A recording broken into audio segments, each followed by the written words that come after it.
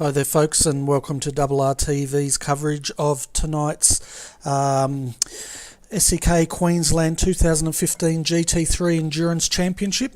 We're broadcasting to you live tonight from Mount Panorama at Bathurst in New South Wales, Australia, for the Bathurst 500. So having a look at tonight's tracks, folks. For those of you not familiar with, sorry, I was just getting my screen set up here. For those of you that aren't familiar about Bathurst, the track length is 6.21 kilometres. The race distance tonight will be 78 laps, so that'll be 2 laps short of 500 kilometres in distance. The weather tonight is realistic, and we'll take you through that weather a bit later on. Tonight we'd probably expect them to do 2 pit stops, and the guys will have 2 fast repairs, which means basically if the car's damaged, they can bring it into the pits and get that car fixed as new. Drivers required tonight will be between 2 and 3 drivers, and the start is going to be rolling. So a bit about the fast repairs tonight. iRacing has done a release this week, and one of the new features is that the drivers can choose when to use those fast repairs. So it's great news for the drivers, and we can expect to see them use those fast repairs to their full advantage. Also tonight in our commentary box we don't have Mr. Jarvis. He's away for his dad's birthday, so if you're listening, Adrian, wish your dad happy birthday from us. But tonight we've got Mark Noble in the box. Hey Mark, how you going? Hey Bernie, how are you, mate? Good to be here. Yeah, I'm pretty good. I watched the Formula 1 today, and I'm hoping we're going to have a more exciting race tonight around this wonderful track Bathurst. Yeah, I hope so. Yeah, she was pretty boring, isn't it? Wasn't it? Yeah, it was a bit, but we've already beaten them because we've got 26 starters out there by the looks of it tonight instead of the 15 that Formula 1 had. So hopefully we're going to have a great race. Yeah, it should be a good race. As we all know, a fantastic track, but yeah, it should be very interesting with the new build. So to see how the fuel goes on the different cars now. Hopefully it's, I don't know if they did anything to the fuel usage with these GT3 cars, did they? No, I'm not sure if they did or not. I know I jumped in the McLaren today with my original Bathurst setup, and I had to lower the McLaren a heck of a lot. So they've definitely done something to the suspension on these cars. But the big talking point's going to be, I think, these fast repairs tonight, and how the guys utilise those. Yeah, that's great news for this sort of hosted leagues, and that with the fast repairs, the drivers can choose whether they use it or not, which is fantastic, to be honest. Yeah, that's right, and I think that's going to be really good, because in the past, folks, if a driver just sort of rubbed a panel and seemed to bend it a bit, that was their fast repair gone. Where now, at least, if the car's drivable, they can choose when to use it. So I'm excited about that. But Nobby, I did a fast lap around here earlier today. Well, I wouldn't. Yeah, I wouldn't say it's a fast lap, but we'll let the viewers have a ride around with me from earlier on today. And then we'll come back to you folks, so enjoy this fast slow lap.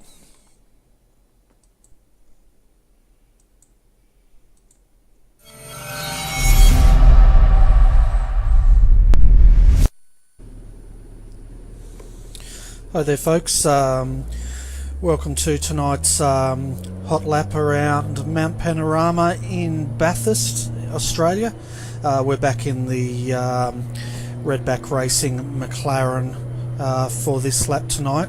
Now, iRacing has done a release this week which means a lot of the suspension settings on the cars have changed.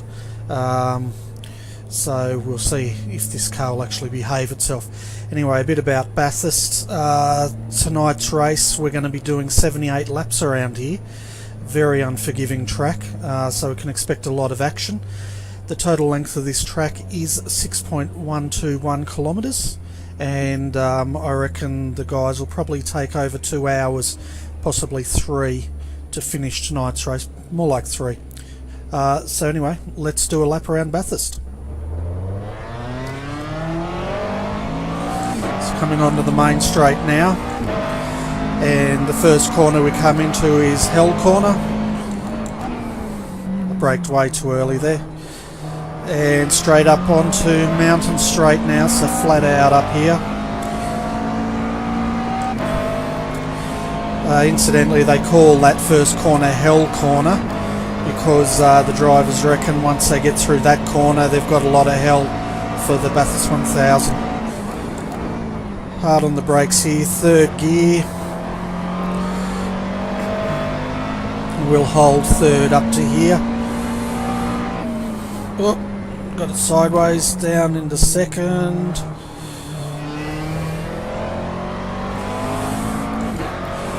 So up here we'll coming up the mountain now, hold it in third. It's important to get a good flow through here. Across the top of the mountain, close to the wall there. Cut it in nicely. Now we're coming to Skyline. As you can see, the sky ahead of us, and coming down into what they call the Dipper. As you can see around here, there's no runoff, there's no margin for error, which means the guys could easily get into the wall. Back onto Conrod Straight now, where it's pretty much flat out. I'm running the tall gear in the McLaren.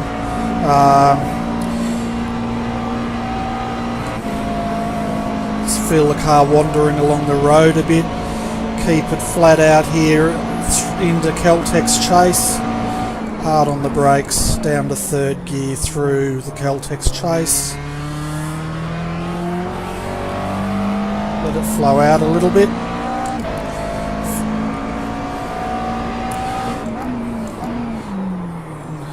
Hard on the brakes, missed the apex, which you shouldn't do, but I did. 2 minute 9.328. So that's a lap around Bathurst now.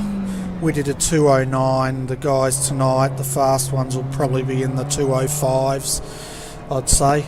Maybe the high 204s, but anyway, so that's a lap around Bathurst, and hope you enjoy the broadcast.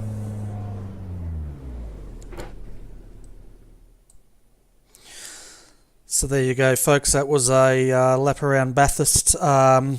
We've got about 5 minutes to go before the end of qualifying. So having a look at the race centre team championship points. At the moment, we've got Direct Clutch Motorsports, number 114. With 236 points. They've extended that lead since last week over MF Tech, who are in second on 182 points. But Blackadder Motorsports, number 66, is only 2 points behind MF Tech, so if they have a good run tonight, we can expect that to change. Here's some good news for you, Nobby. KRF Racing are in fourth at the moment with 165 points, and rounding out our top 5 is Blackadder Motorsports in number 67. So Nobby, it looks like your guys are in fourth at the moment, so I guess they're looking for another strong race. Yeah, mate.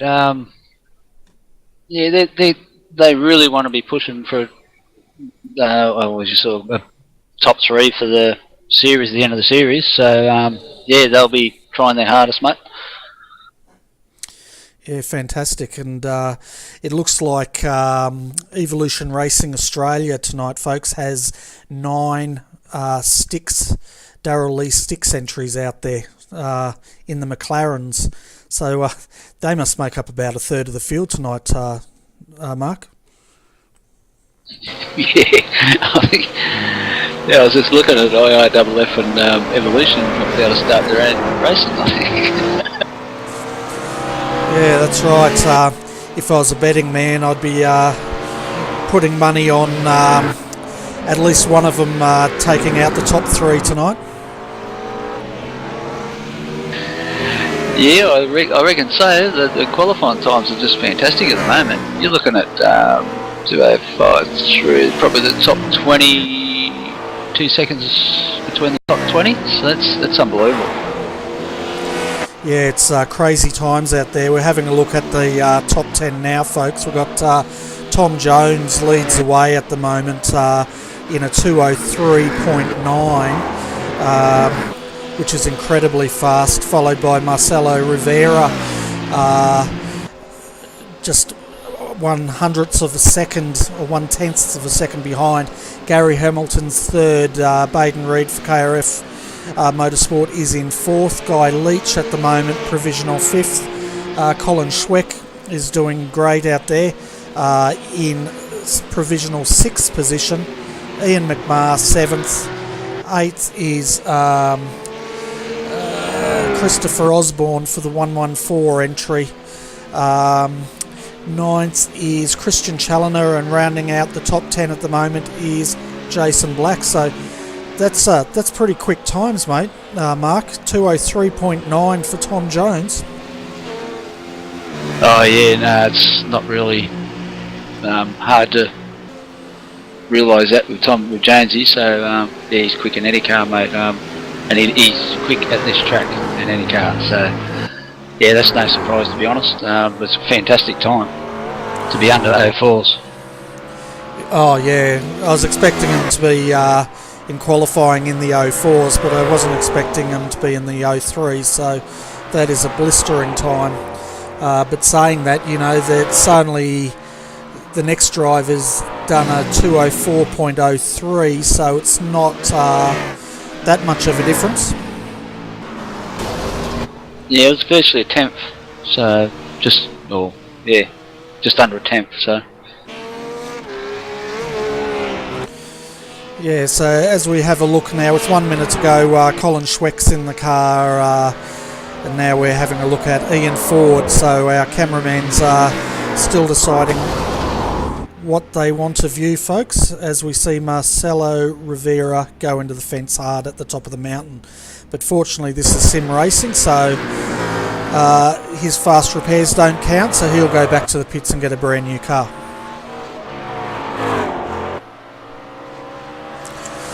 So Mark, what are you expecting out of tonight's race? The fuel won't. I don't think fuel will be a problem around here for any of the cars, as far as I know. Tyres, I think, are going to play a big part around here, but yeah, if Jonesy can put those times down as race times, well, he's going to be hard to beat. He certainly is, and you know, we both know what a great driver Tom is. As qualifying now comes to a close, folks, and we can see a lot of cars hitting fences, but they'll be all brand new in about 3 seconds flat. And then we'll see how the guys finish off the qualifying, then I'll take you through the grid. So I guess, you know, 78 laps, 500 Ks, I'm guessing it's going to be a two-stopper, and they'll probably get it done in about 3 hours. What do you think, Mark? Oh, definitely two-stopper. I don't know how much fuel. I'd say they'd be putting full tanks in every time. But tyres, they're going to have to change tyres every stop. So I don't think there's going to be much of a on the strategy, unless someone likes to sit back and try and sit behind someone for a fair bit of the race and save a bit of fuel. But yeah, I think it'd be pretty. Strategies are going to be pretty important if you can sit back behind someone like that. Yeah, that's right. As we now see another Styx car go head. I hope they look after those cars more when they're in the race than what they are out there at the moment. It's I guess they're finishing and having a bit of fun, but yeah, I reckon two-stopper. But it's going to be interesting with the new suspension changes. I think they've softened these cars up a lot, so it's going to be interesting to see how the teams adjust to that, and how the tyres go now with this new release. Yeah, well, the suspension is virtually you got to drop the suspension a lot lower. So yeah, I don't know how. Maybe that's the reason why the tyres might be so important here now with the new suspension on these cars. Yeah, that's right. I know. I drove the Star Mazda earlier in the week, and then I drove it after the setup went through, and I noticed it had a lot more push in it. But quite honestly, tonight after I lowered the McLaren, I didn't really notice that much difference with it. But I only did 2 laps, so anything could happen.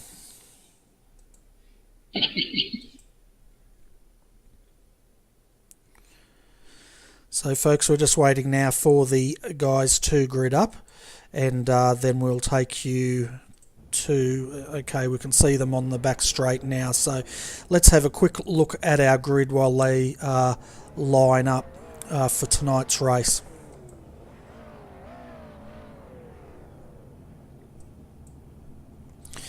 Okay, so having a look, we have Tom Jones in pole position with a blistering 203.9, followed by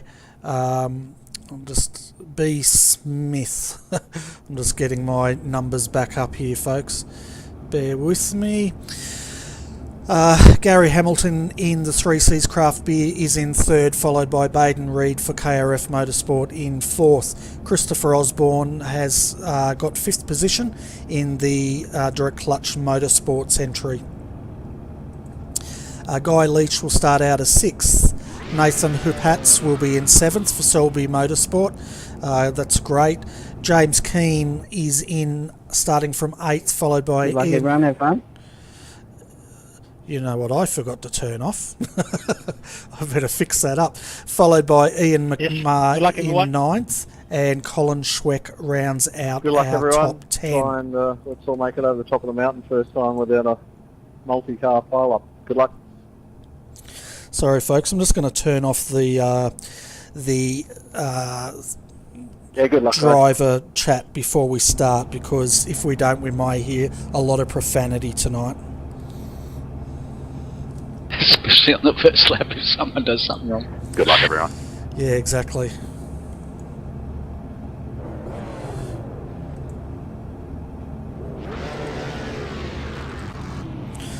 I hope I don't have to reboot this, folks. As we can see now, the drivers are coming down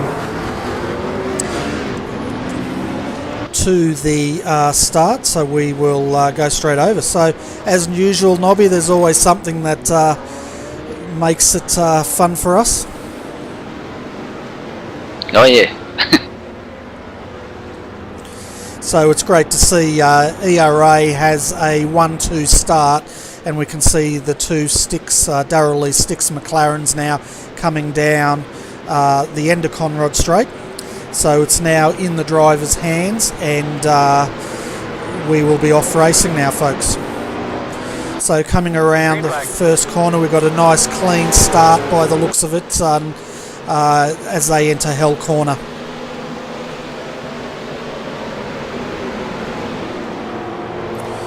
So we have, at the moment, Gary Hamilton up into third position in the 3Cs Craft Beer entry. So he had a fantastic start there as he starts to try to pull in the two Sticks McLarens tonight.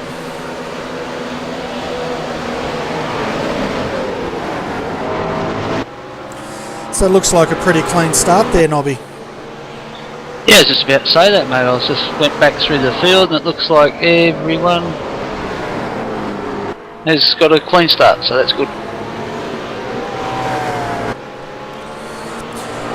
Yeah, I guess, with such a long way to go, 78 laps, they're all wanting to make it through the first lap. So at the moment, folks, we have Tom Jones in the lead followed by Benjamin Smith and Gary Hamilton in third. 3C's Craft Beer.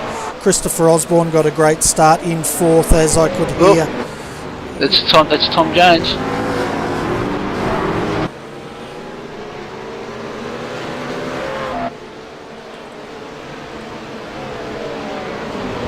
He's come over the top and was just crossed it up. Yeah, we'll get a replay of that, folks, and just see exactly what happened there. It took me a while to find him because he was dropping down the field so quickly. But that's disastrous for ERA. Anyway, as we have a look now, as Tom Jones comes down, oh yeah, heavily into the wall, and I tell you what, he reversed it back, and he was lucky to get that off the racing line, Mark. Yeah, he actually done a good job to get it off the line before they come through. He had like, must have been at least a 2.5 second lead by that time, and he knew where to put it to get off the line, so that was a good effort. Yeah, it certainly was. As we've come back to live pictures now, folks, and we're having a look now. Benjamin Smith is coming under pressure from Gary Hamilton, having a look on the inside. Christopher Osborne and Baden Reed are also getting in on this action, folks, followed by Guy Leach in the Pagnian Imports IRFF entry, number 46. As they go up too wide up the hill, looks like all of a sudden the ERA boys are finding the pressure on them. Yeah, Chris Osborne is really putting the pressure on Ben there. He's just showed his nose up the inside there. Yeah, Christopher's on an absolute flyer. He started in 5th position, already up into 2nd, and I reckon give him a lap or two, he'll be leading this race.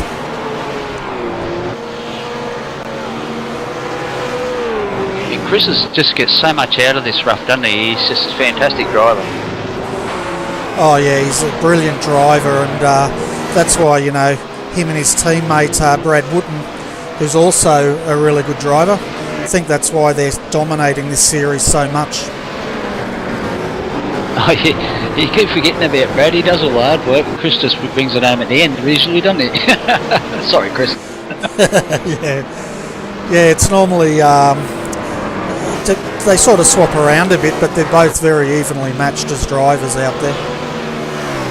Oh, most definitely, yeah. Oh, all the co-drivers and everything in this are fantastic drivers, so yeah. Everybody just seems to see the boys that bring it home at the end, really.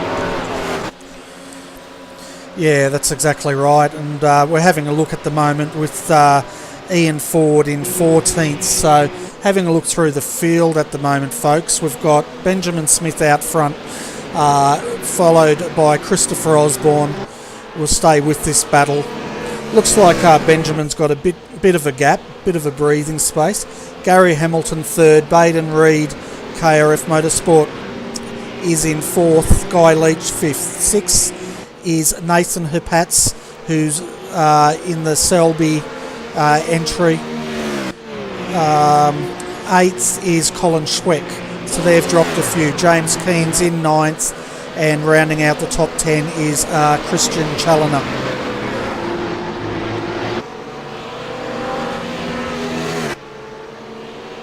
Yeah, just on Selby Racing there, mate. They're fantastic. They've actually retained young. Oh, geez, I can't think of his name now. But anyway, they've got 2 cars running tonight, so yeah, it's fantastic to see. Yeah, we were talking about that last week, so it's great to see those guys having 2 entries out there. And we're having a look at the number 14, Nathan. I think Nathan's one of the leaders of this team, isn't he, Mark? Yeah, I think Nathan is the boss up there. I'm not sure. I'll have to ask him later, but I'm pretty sure he is, mate. Yeah, so as we have a look now of Selby Racing in 6th, we'll just have a look through the field. There's a really good battle going on back at 18th as well, by the looks of it, Mark. So we're having a look up the front now. 12th and 13th, Troy Maguire and Adam Osborne, both coming under pressure by the Pagnian Imports entry there.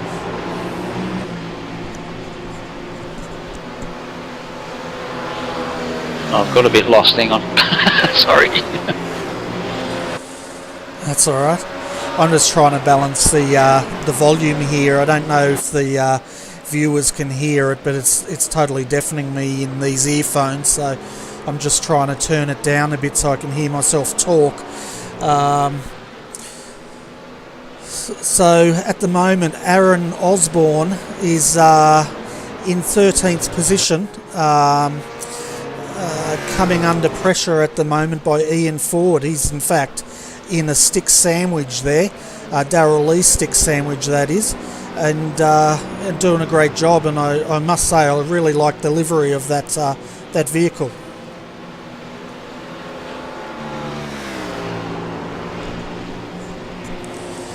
And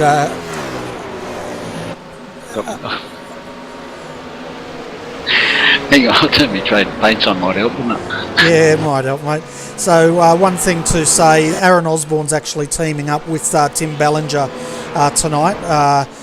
This is Tim's first race in the new team tonight, so I wish them the best of luck. And at the moment, they're doing a great job. They're sitting in 12th position as they try to catch James Keane in the Evolution Racing Australia Darrell Lee Sticks entry.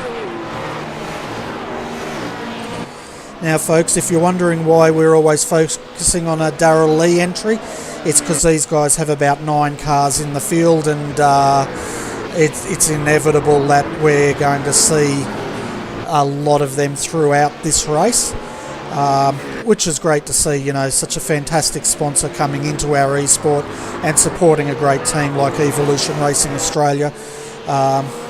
So well done to the guys in ERA tonight. Getting 9 cars is no mean feat at the start of this race. Yeah, I don't think it's ever heard of before, mate, so...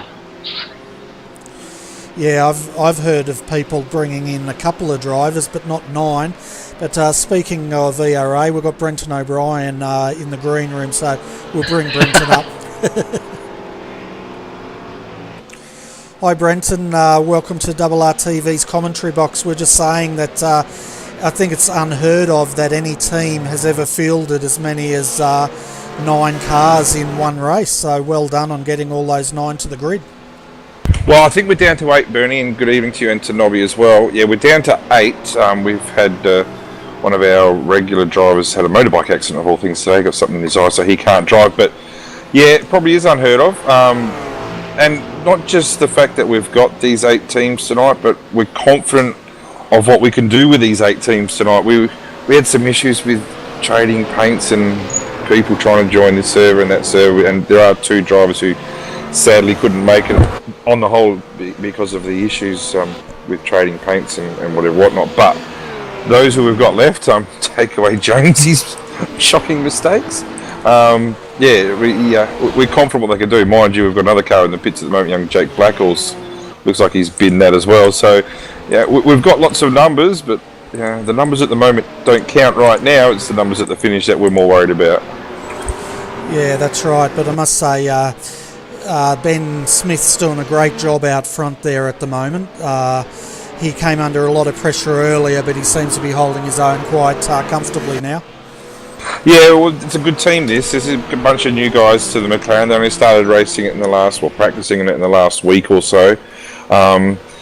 Ben Smith and Marcelo Rivera, these guys are from the GT Academy. They were on television. I'm not sure that series is still running, got no idea. But these are guys who have generally been running in the Star Mazdas and the Skip Barbers, etc., etc. But just with a bit of work from one of our team members, Nathan Britton, he's found these guys and asked them to come on board, and very successful straight from the start and very quick. And not just that, but they've adapted well in the team. There's a really good spirit within the team at the moment. I hate using that word, it says I'm my wife, but there's a really good harmony within the team, shall we say, and these guys are an important part of that. Yeah, and they definitely are doing a fantastic job there tonight. And I think the GT Academy is still running on TV, but I'm not sure what channel that's on. Yeah, well, we know they didn't win that. Margot cleaned up there, and congratulations for that. But these guys both did really well. don't want to be too much of a spoiler, but I know they came second and third. But they're good young fellas. They're good drivers. They get along well. There's another fellow who's running with Aaron Hamilton tonight, Anthony Marcello. He's rated there as well, but we only got the 2 in each car tonight. But yeah, expect big things from these guys. Yeah, if it happens tonight, it happens tonight. If it doesn't, it doesn't. But we're very hopeful of what they can produce over the next few weeks and few seasons with us. Yeah, fantastic. And we just saw a change for second. Gary Hamilton has taken Christopher Osborne for that second position, and they're having a heck of a battle as they go over the top of the mountain for the 6th time tonight. Yeah, and we've got just in front of our lead car at the moment, in Smith, we've got Craig Dorr, and unfortunately that Blackadder Motorsport 68 has, Dory made a mistake over the top coming up to Skyline, unfortunately put it into a wall right in front of our other driver, Tom Jones. Tom had already made a mistake on lap 1, we all saw that from pole down to last on the first lap, so good job Jonesy, you nugget. But as he was working his way through the field, hey Nobby, as he was working his way through the field, Dory's lost it in front of him. Actually, I'm not sure if you caught it, but put Jonesy on his roof. So we've already had one pit stop. I'm actually supposed to be Jonesy's teammate tonight. We've already had one pit stop, and we've already had to use one free tow. So yeah, it's a bit of a concern in such a long race, but we will keep plugging away. Yeah, and I guess you'd probably use one of your fast repairs on that. And we were saying earlier in the broadcast, these fast repairs, you guys can actually choose when to use them now, which is fantastic. As we have a look back, folks, Benjamin Smith at the moment in the sticks, Darrell Lee Sticks McLaren is leading now by over 1 second. Gary Hamilton is in second place, followed by Christopher Osborne. Guy Leach is having a great run there in the Pagnian Imports entry, and rounding out the top 5 is Baden Reed in the Kimmy's Rural Fencing number 72 rough. So Nobby, your boy's doing pretty well out there tonight. Yeah, I think he's quite relaxed tonight, mate. I think he's just going to sit there and probably try and save a little bit of fuel. I know fuel's not an issue here, but tyres are. But if he can put a little bit less in the pit stops, well, that might give him a little bit of a undercut there. So you never know. Yeah, well, we know he's pretty quick, so it'll be interesting to see what he can do tonight. But while we've got you up here, Brenton, we noticed, you had 8 cars enter tonight. Is this something we're going to see every round of this, or is this just something to celebrate your new sponsor? I know Bathurst 500 is a great track, and it really is. I know we've made a debut with sticks before. Hang on 2 secs. So I'm sorry. No, I had the wife ask me questions, and I'm sorry, Bern, but she has a priority.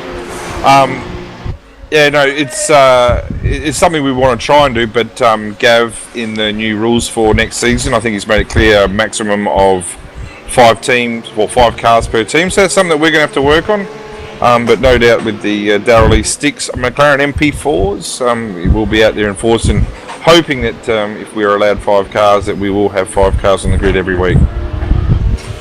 Yeah, that'd be fantastic if you could do the 5 cars, and I think your live counterparts, Shane van Gisbergen, did pretty well on the weekend in the V8 supercar as well, didn't he? I've got to admit, I wasn't able to watch the V8 today. I watched probably the most boring Formula 1 race of all time this afternoon. I only just got home to watch that.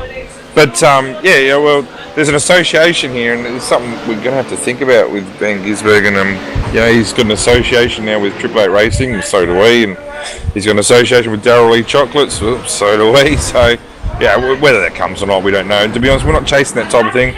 We've got really good young fellas, really good young team. So we'll keep pushing on from there. Yeah, definitely, and it's definitely proven tonight. You've got a lot of depth in that team as well, which is great to see. As we see now, Benjamin Smith in the Darrell Lee Sticks MP4, still leading over Gary Hamilton, and Christopher Osborne in third. Tell you what, the 3C's Craft Beer Direct Clutch Motorsports are having a heck of a battle out there tonight, Nobby. Yeah, mate. These two boys are going at it now since Gary took the second spot off Chris. But I think these two, they keep going. They might let these other boys get on the back of them. Yeah, well, having a look further behind them, Guy Leach. Guy has dropped off a fair bit, though, I must say. He's like 1.3 seconds behind them. But, yeah, if they keep on battling, he may start pulling Baden Reed and Ian McMahon up to that front pack again. Yeah, it's also given Ben a bit of a breather there for that half of that lap, so whether they pull it back in again or not, if they keep fighting, they won't. Yeah, it'll be interesting to see. So, Brenton, I guess we should let you get to your team to make sure they're doing everything right. So before we let you go, is there anyone you want to give a shout out to, mate? Yeah, obviously Darryl Lee Chocolates, it's great to have them on board. Young Jake Blackhall, he of Night Rider Designs, he does our skins up, does a fantastic job there. Mick Ford in obtaining this sponsorship from the Quins. You know, the Quins are very active people in Australian motorsport in real life, and you know, all of us die-hard motorsport fans in Australia, you know, that's the type of thing that we love, and for them to progress into, you know, a sim racing community like ourselves in the Australian iRacing community is fantastic for us, and hopefully it brings more exposure to the Australian GT3 community as well. So yeah, thanks to all of them, and yeah, and to you guys as well. It's going to be a long night for both yourself and Nobby, so hopefully you'll have a good call. Yeah, thanks, Brenton. The biggest challenge I'm going to have tonight is keeping Nobby awake, but I guess he'll stay awake for us. 3 simple letters, my friend. R-U-M. Have a good night, boys. Yeah, thanks, mate. See you later, Brenton. Yeah. See you, mate. So, folks, that was Brenton O'Brien. He's teamed up with Tom Jones at the moment for Evolution Racing Australia in one of the Darryl Lee Sticks MP4s, and we have 8 of them out there tonight. Wow, so this race is going at quite a fast pace at the moment, Nobby, but it's starting to settle down a bit at the front. Yeah, I think Chris has laid off a bit. Now, just to give, I think all 3 of them just spread out now, just to get settled in again and wait for the first pit stops. But first pit stop, still probably another 40 minutes away. But yeah, I think the 3 of them are just trying to gather a bit of breath there, and all the other, the 4th, 5th, and 6th are sort of spread a bit too. They're sort of, I think, having a bit of a breather as well. Yeah, and we're just having a look at the battle between John King in 15th and Hayden Burns in the number 16 Selby entry there. So Hayden at the moment in 16th, his sister car, the number 14 with Nathan, is in 8th at the moment. So the selby.com.au entries aren't doing too bad tonight. No, they're going well. It was, as I was saying before, I sort of missed out on a bit, but yeah, it was good to see young Hayden. Nathan and that kept him at Selby, and they've put 2 cars in, so that was fantastic to see. Yeah, I'm so glad they did that, because you know, we did see how well Hayden can drive these things last week. He did a phenomenal job, so it's great to see them retain that guy and expand their team. Yeah, don't worry, I did send him a PM, so... Yeah, good. I'm pretty sure you would have sent him a PM. No, yeah, it wasn't what you think. It was, No, yeah, really congratulating them that, yeah, once I heard, so it was fantastic. Yeah, no, I know you're going to send them a PM to encourage them to try to go for 2 cars, so it's great to see they've done that. And yeah, it is great to see another team out there, another strong team. That's what we want to see, and they're a great bunch of guys too. So that's they're sponsored by selby.com.au. Yeah, it's all through the whole field too, mate. It's us old fellas, we just love seeing these young fellas do well. You know, they're good drivers, good fellas off the track as well, and it's just great to be a part of it, to be honest. Yeah, it definitely is, and you know, one thing I like about our community, it is a friendly community, so if there's anyone out there interested in sim racing, definitely check iRacing.com out. We have a very strong Australian club and a lot of great guys in there that will make you feel very welcome. So speaking of making people feel welcome, Christopher Osborne is now snuggling up to the back of Gary Hamilton's BMW again.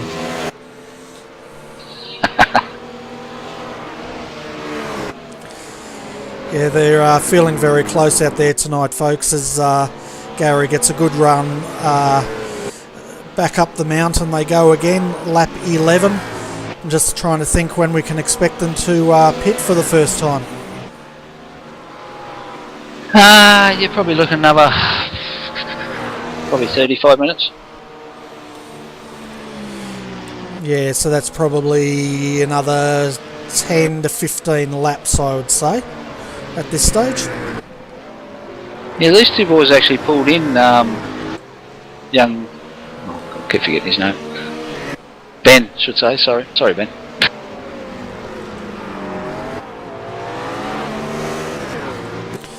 So what we'll do, folks, is we're going to jump on the car now with Christopher Osborne, and you saw my hot lap earlier. I'm going to let you guys see what a real hot lap's like, so crank up the volume and enjoy a lap around here with Christopher Osborne in the Direct Clutch Motorsports number 114 rough.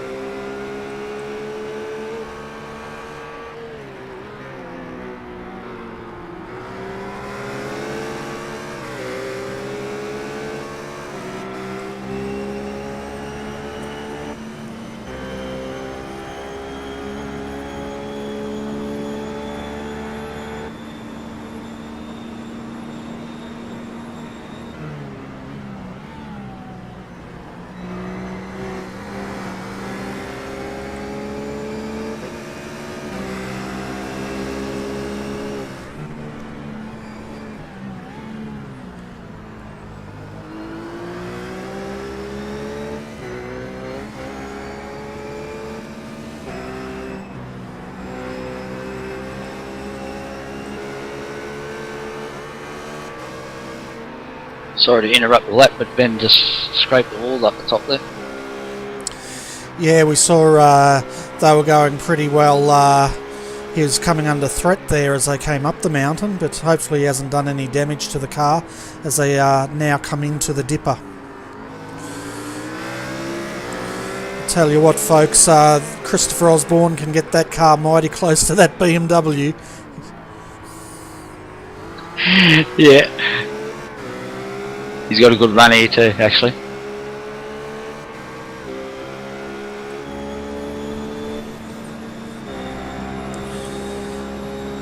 So as we come down to Conrod Straight, folks, we'll stay on this angle and see he's starting to get a draft now.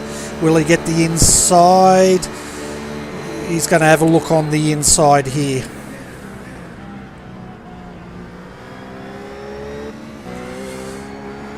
That was a nice clean pass there, Nobby. Yeah, that was good driving, that. And for Gary to give him the room as well, so yeah. Yeah, it really shows the respect that all these drivers give each other out the front here, which is great to see. You know, we always like to see fast, hard and clean racing, and these guys are really showing that tonight. Looks like Mr. Osborne could be on a charge here. He's got a gap already on Gary. Yeah, I'd say he's pretty keen to get that car out front if he can, and try to get a gap on Gary at this stage. So going through our top 10, folks, we have out front Benjamin Smith at the moment in the Darrell Lee Sticks MP4 entry. or one of them. Christopher Osborne in second place in the Direct Clutch Motorsports entry, followed by Gary Hamilton in the 3Cs Craft Beer entry. So Gary's dropping off a little bit now, but we'll see if he can pull it in. But he's going to have to watch himself, because Guy Leach in the IRFF Pagnian Imports entry is starting to pull him in, and Baden Reed is still in 5th, but now coming under pressure from Ian McMahon for that position. 7th we have Christian Challoner for Blackadder Motorsports, the number 67 entry there, and Nathan Herpatz for Selby.com.au in 8th, followed by Aaron Osborne in 9th, and rounding out our top 10 is Ian Ford in the second Darrell Lee Sticks entry.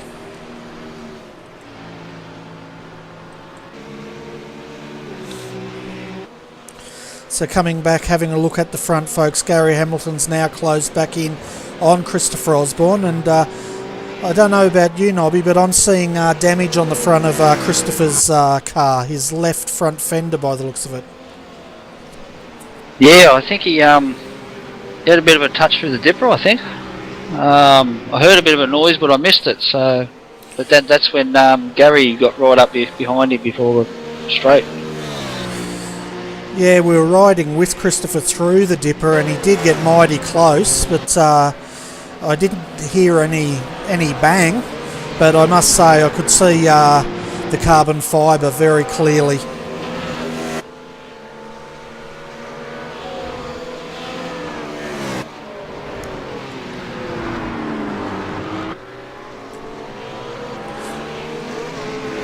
I don't know if he's had a bit of trouble turning it in then. Yeah, he's. It looks like he is struggling a little bit as we come up over the hill there, but he's still keeping Gary behind. But this is something we're going to have to keep an eye on, I think. They won't want to pit too early though, but then again, if that damage is going to cost them spots, they may have to.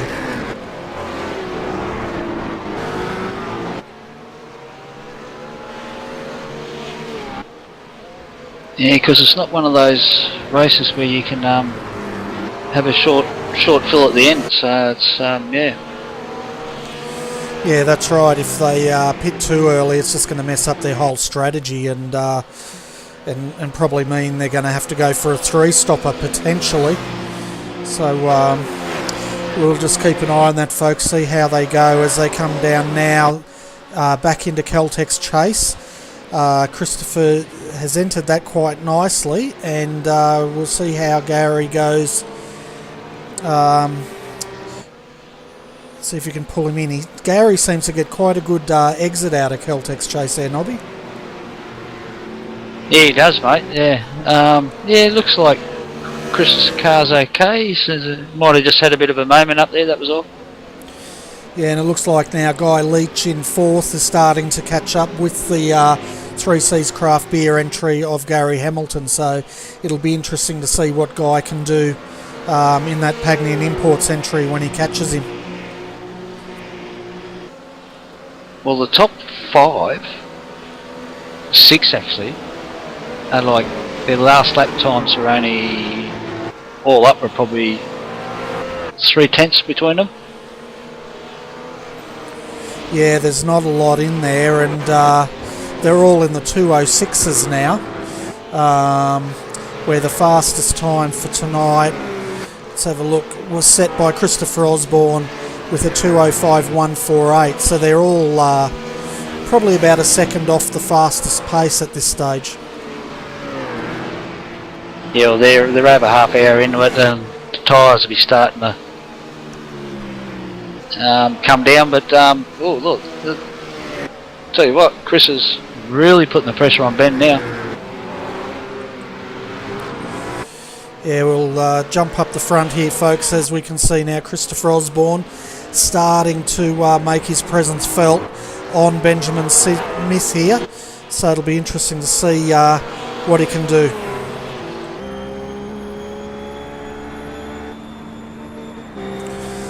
And it looks like Benjamin Smith might be having some internet issues. He's disappearing a little bit out front there, which must put Christopher off a bit.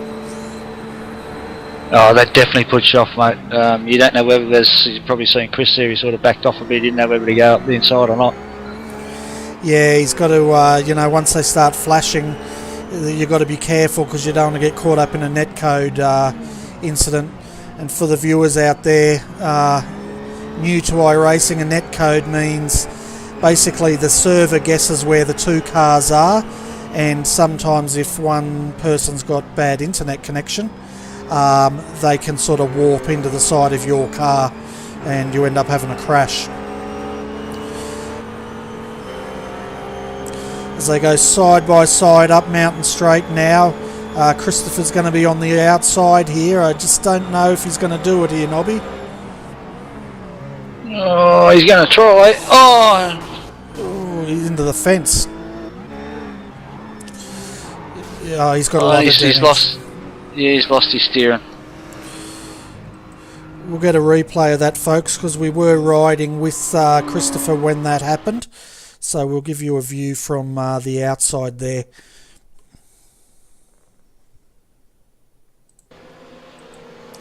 Yeah, it definitely looks like he's bent his steering in that incident there, Nobby. Yeah, just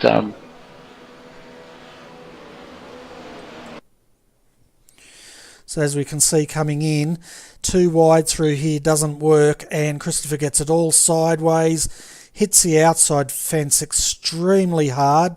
He's then, oh boy, he's done a lot of damage to that car, and that 46 entry, Guy Leach in the Pagnian Imports entry was very lucky. He didn't get caught up in that, but well done to Christopher Osborne getting that car off the line, because that could have been nasty, Nobby. yeah, I just had a look at close up in between the two cars, and there was no touch there. I don't know whether it might have been a bit of netcode because he sort of didn't really spin it himself. To the look of it, really. Yeah, no, he didn't. It didn't look like much netcode. It just looked like he went too wide, and he lost the rear end going into the corner. But it looks like Christopher Osborne hasn't managed to get that car around, and they've had to get the tow truck out for it. So also in all that excitement, folks, we have Guy Leach has now passed Gary Hamilton, and Baden Reed now finds himself on the back of Gary Hamilton in fourth, but he's bringing Ian McMahon along to the party. Yeah, that's sort of, I think, well, everybody slowed down because of it, so it's brought them all together, so just have to see who pulls away or if they all stay together. If they all stay together, it'd be great. Certainly will, and I'm sure Baden Reed in the Kimmy Rural Fencing entry is definitely going to do his best to hold on to these guys now. And but I tell you what, Guy Leach, all of a sudden he was almost caught up in that accident. We come back from the replay and he's in second, so that was an awesome recovery by him. Yeah, and I think he's starting to do a bit. I think he's on two wheels up through the over the top, maybe he's sideways. Yeah, he definitely would probably think he's on two wheels. So I'm not sure if that is the same Guy Leach, is it, that does the Ironman? Probably not. No, I don't think so, mate. I've always wondered. You never know. So out of all that excitement, folks, Benjamin Smith is doing a fantastic job. In first, he's got a 2.5 second gap lead now for Guy Leach in the Pagnian Imports entry. As we see now, Gary Hamilton having a look. He's going to have to go around the outside. Oh, he cuts him off, and they go through there, and Gary makes that stick. But Baden Reed's now coming on the inside. Which way? They dive left, they dive right. Man, these guys are having an awesome battle out there tonight. Yeah, it's amazing. You've got to remember this, but there's a lot of laps left. Yeah, they've got, how many left? 60 laps left, so That's almost a sprint race in my books. Look, after doing the AEC, yes, it is. Yeah, well, I've never been lucky enough to do any of those races. As we can now see in the background, folks, the Direct Clutch Motorsports entry has left the pits, but unfortunately they're going to be a lap down now, and I'm just having a look at who's in that car. I would say it may be Brad Wooten. Guys just having a lot of trouble up the...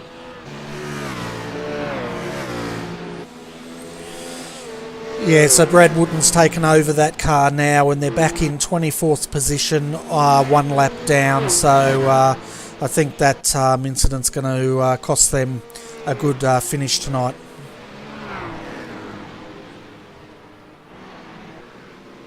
Yeah, Guy Leach come up through the cutting, and I think he just might have missed his braking marker and he went wide.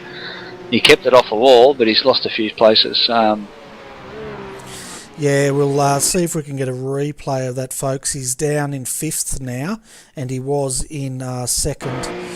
So, yeah, it looks like we've missed that, but so he just missed his brake marker, did he, coming up the mountain, Mark? Yeah, it looked like it, mate. He sort of, unless he put the power down too early, yeah, could be either way, because he sort of tried to pull it up, but then he sort of tailed it around the corner and then just sort of kept it away offline for everyone to get through. So, but then kept going. So, okay, and it looks like Baden Reed now has caught up to Gary Hamilton, and Ian McMahon has caught up to Baden Reed. So now looks like these three are going to go at it. As Guy Leach is some 1.5 seconds down the road. Yeah, this is all. Remember now, this is all for 2nd position too. Yeah, that's right, and it's great to see Ian in the MF Tech entry having a great run again tonight. These guys are just getting stronger every week. It's fantastic to watch.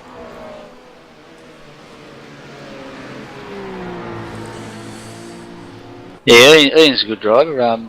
He had a good run last week too, didn't he? I think, by memory. Yeah, they've been having a good run a lot of weeks. They're actually 2nd in the team championship at the moment, and I think they're fighting. Is it you guys? Is Kimi Rural Fencing fighting for that position? Yeah, I think there's 3. I think there's Blackadder and MF and Baden and the boys. Yeah, I think so. Well, I'm not sure after last week's points, so I don't know how far back they are now. Yeah, we went through it earlier. They were only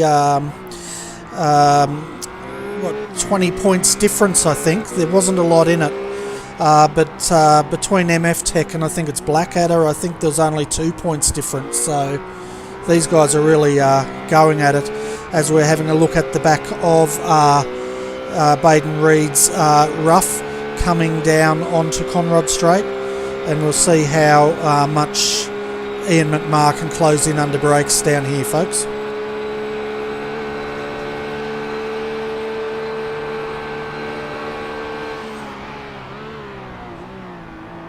Yeah, he didn't quite get the draft then, so...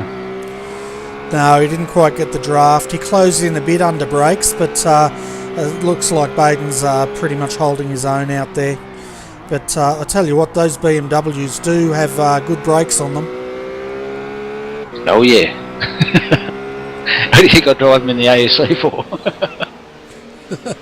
Fair enough. So folks, at the moment we have Benjamin Smith leading the way.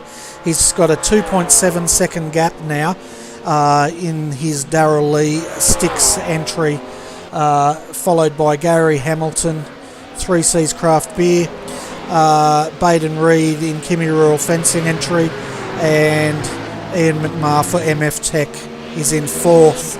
And at the moment it looks like Guy Leach is still in 5th, but he's some 2 seconds down the track at this stage.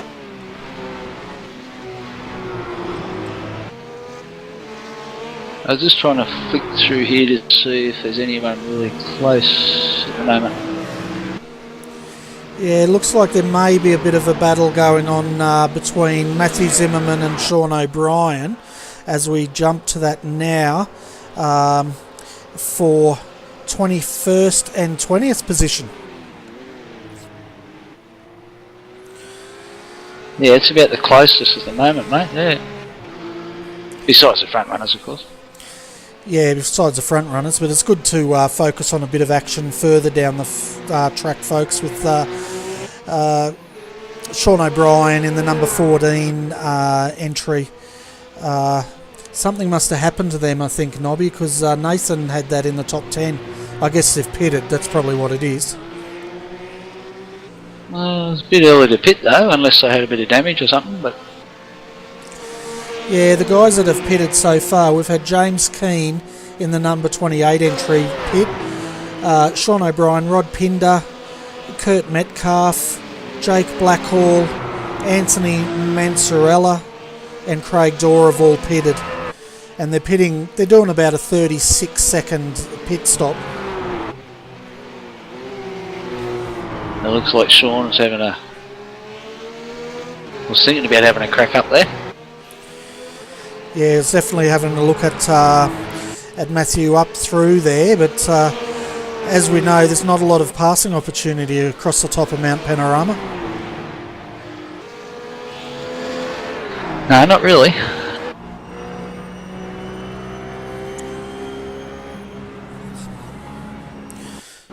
I guess it's all going to come down to how they get through the or get onto Conrod Straight here, and if Sean O'Brien can get that draft.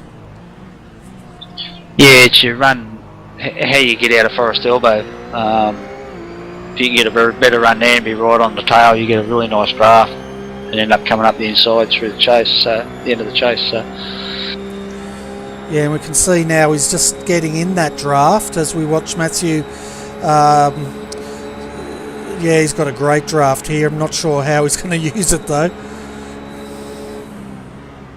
Yeah, I think he backed out of that a bit there.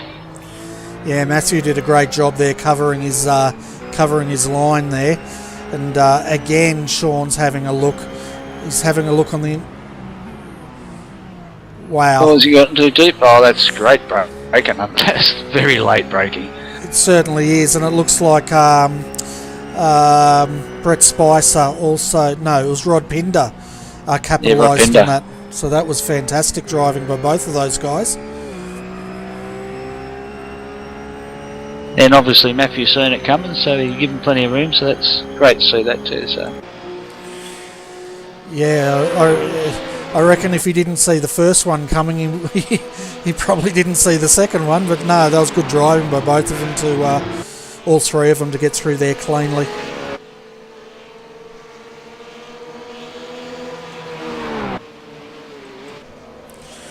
As we jump back to the leaders now, folks, we've got Benjamin Smith, 3.4 second lead over Baden Reed now, who finds himself in second position. So it looks like your young bloke there has rounded Gary Hamilton up and moved that car up into second position, Nobby. Yeah, missed all that. Yeah, that's great for Baden. I think he'll probably try and put the hammer down now and try and get a gap, but I don't know. Gary will sit with him, I think. Yeah, and behind Gary at the moment is Ian McMahon, but he's got Brad Wooten, who's a lap down in between them. But as we know, that Direct Clutch Motorsports car's fast, so no doubt they're trying to get their lap back if they can. I'd say, yeah, I think these boys should just, there's no point holding him up or anything or trying to race him, just probably better off just letting him go down the straight and he'll come up underneath him through the chase. So. Yeah, that's right, and he's Brad's lapping at the moment. I'm just having a look. Well, he's in the 206s, where Gary's in the 207s, so Brad's got the pace. Yeah, he's on fresh rubber too, so. Yeah, The other boys, their rubber's like 22 laps old, so yeah, so he'll be pretty keen to get through while that rubber's fresh, to make hay while the sun shines, as they say.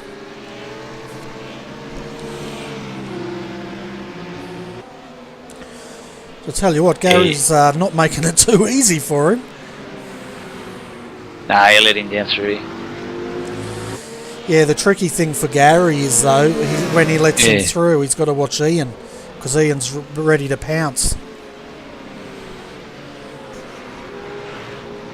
Yeah, but I think the boys would rather lose that little bit of time there than rather try and fight the car trying to come to unlap himself. So you may as well, because then things can go wrong. Yeah, that's right, and you know, it's really, even if they unlap themselves, I don't think they're, well, you never know, they might pull it back in the next 57 laps, but it'd be a pretty tall order. Yeah, it's going to be pretty. Oh, I don't think they will, but I'd say they get mid-pack, I'd say, by the end of the race.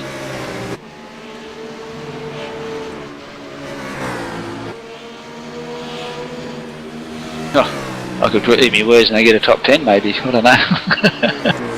Yeah, I was just having a look at where they're positioned at the moment. They're sitting all the way down in 24th position, and the first of the one lap down. So yeah, they might get into the top half of the field, depending how the rest of the guys go.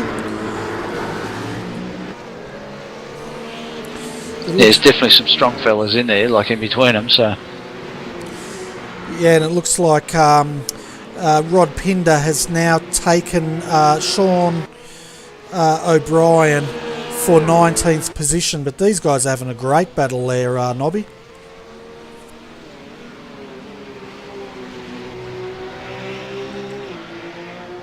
Oh, lost him.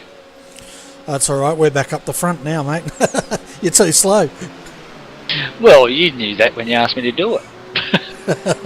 No, it's good to have you up here, and if anyone's wondering where Adrian is tonight, he's spending the weekend with his dad, and happy birthday to Mr. Jarvis, who turns 70 this weekend, I think.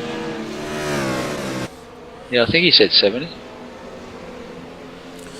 So if you're listening, Adrian, I hope you're having a few beers and enjoying the broadcast, and having a great time celebrating the 70th of your father. Yeah, and hurry up and get back.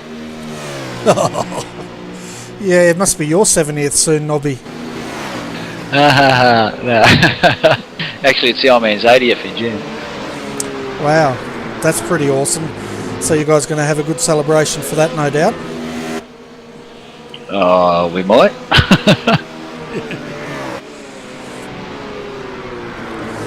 So while it settles down here a little bit, folks, and we can see now Brad Wooten trying to unlap himself on Baden Reed, I'd like to also thank our sponsors for tonight, the Southern Endurance Karting Queensland. If any of you guys are in southeast Queensland, check these guys out. They do endurance kart races. Their CAM's accredited, and you can check them out at SEKQLD.com if you're interested in doing any enduro karting. The other people we should give a good shout out to is Pagnin Imports for coming on board in sponsoring this great event, and they are now also sponsoring the iRace for Fun team. We should also give a shout out to iRace for Fun. They're the guys behind this great event, great series, and there's a lot of guys working in the background to make this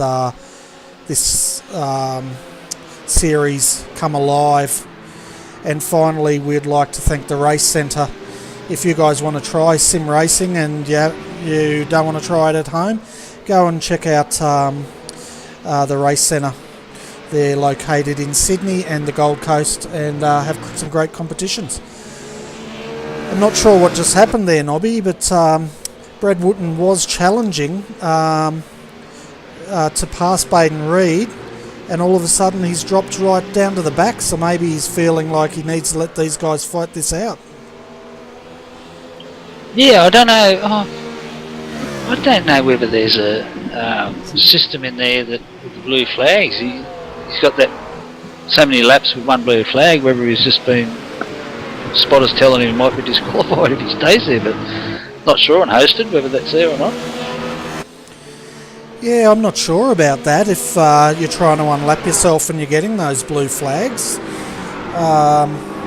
whether it does do that, I might have to look that up and find out. But Gary Hamilton now has passed Baden Reed again for that second position, and Ian McMahon's starting to come up on them. Yeah, this sort of topsy-turvy here, isn't it? these three boys. Certainly is. They're definitely trading blows at the moment, and you know, as long as they keep it clean and they all have a great time, well, it's good. As we're having a look now, oh, I tell you what, Ian nearly ran straight up the back of Baden through there.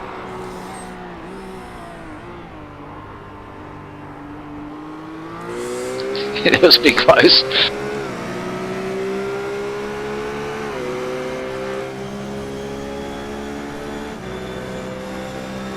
To be honest, by the look of Baden, I think his tyres might be gone. Yeah, maybe. As they come side by side, Baden should have the entry, but what's Ian going to do at the end of Caltech's chase?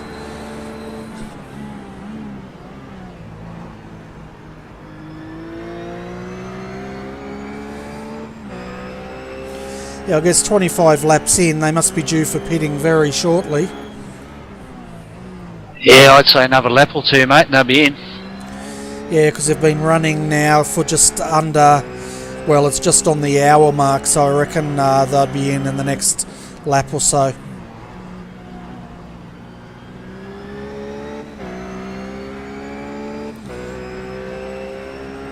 Oh, I think I heard Baden was going to go to lap 29 or 30, I think.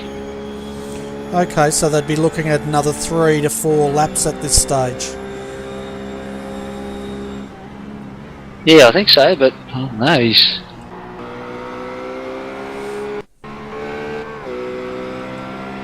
I suppose they're travelling that close together all the time. One makes a little mistake and the others are going to go through, aren't they?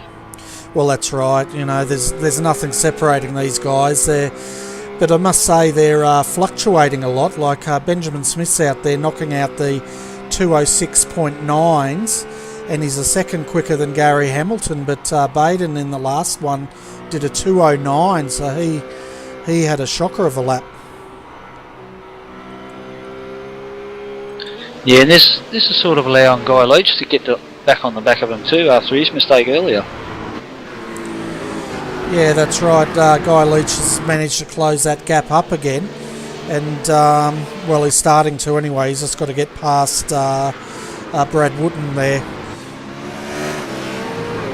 You reckon Brad's going to let him through? No, it looks like Brad's starting to push on again now, and he's starting to look like he wants to overtake Ian. But I guess, you know, at this point in time, if he hangs in there, they're all going to pit, which should release him. Yeah, that's exactly what I was thinking, mate. Yeah, I think he's just let him go, let him battle, and he's just going to sit there and wait till they pit, and then gives him a bit of clear air to get his lap, try and get his lap back. I'll tell you what, while these guys are fighting, Benjamin Smith's out there in the Darrell Lee Sticks entry. He's pulled out a 5.3 second gap at this stage over the rest of the field.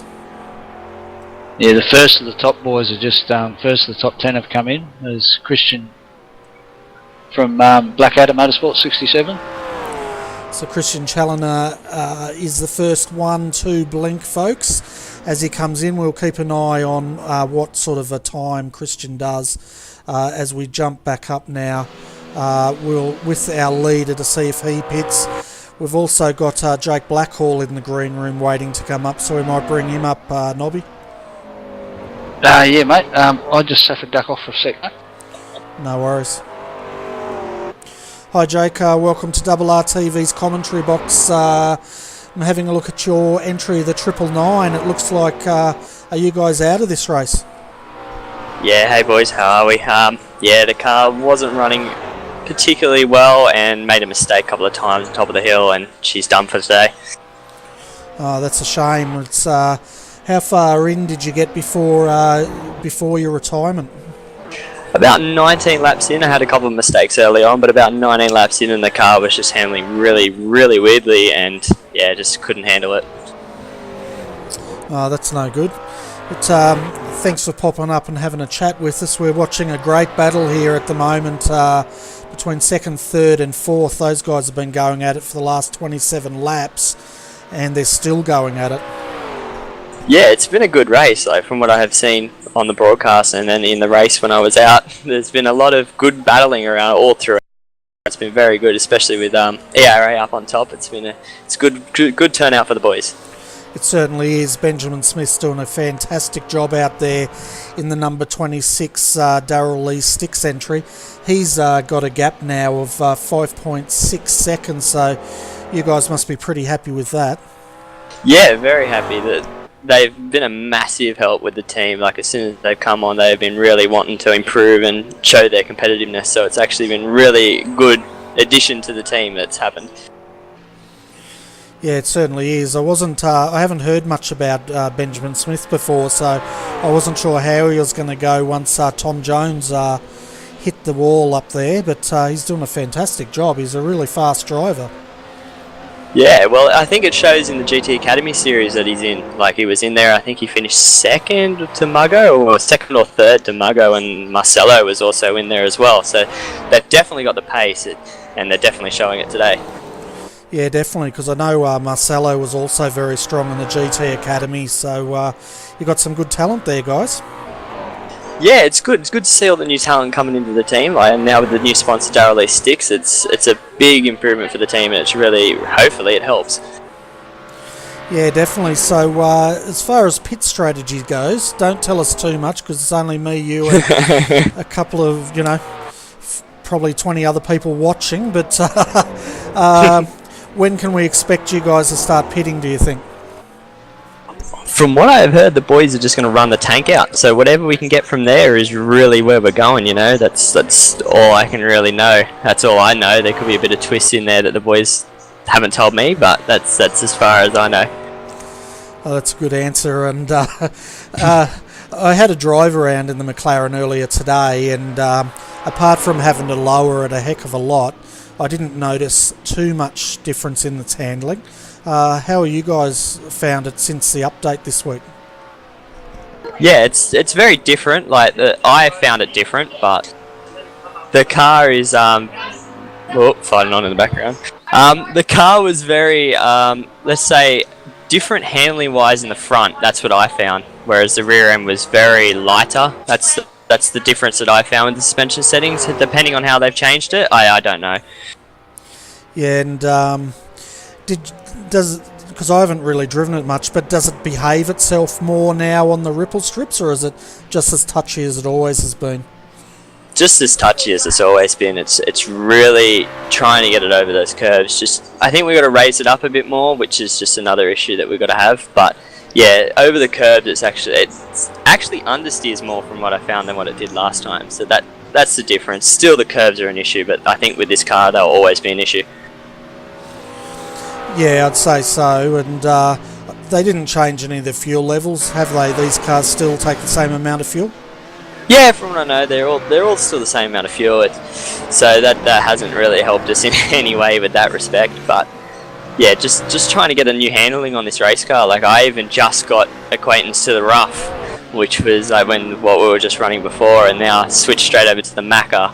It's a completely different car altogether, it's a good learning experience, but now we're starting to get on top of it. Hopefully the results will start to show. Yeah, that's right. It takes a little bit of time, but it looks like Gary Hamilton's come into the pits. Justin McKeon's jumped into that car as they all leave, and number 46 is also in the pits with George Fullerton jumping into that car. So that means at the moment the Sticks guys, Darrell Lee Sticks, has 1-2 at the moment.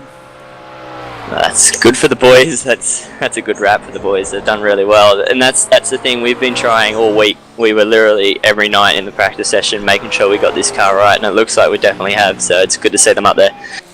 Yeah, and I was having a look on Facebook earlier in the week, and I must admit, I could see an ERA storm brewing when I saw those photos of all you guys going across the top of the mountain. Yeah, we had a lot of teams in tonight. All the boys have really jumped on board, and like a lot of commitment that the boys have really wanted to put into the team. So it's great showing. I think we had 9 cars in there tonight, 8 cars. Like that's outstanding for the team. So it really shows that we've got a lot of talent wanting to come on board, and hopefully we can keep going.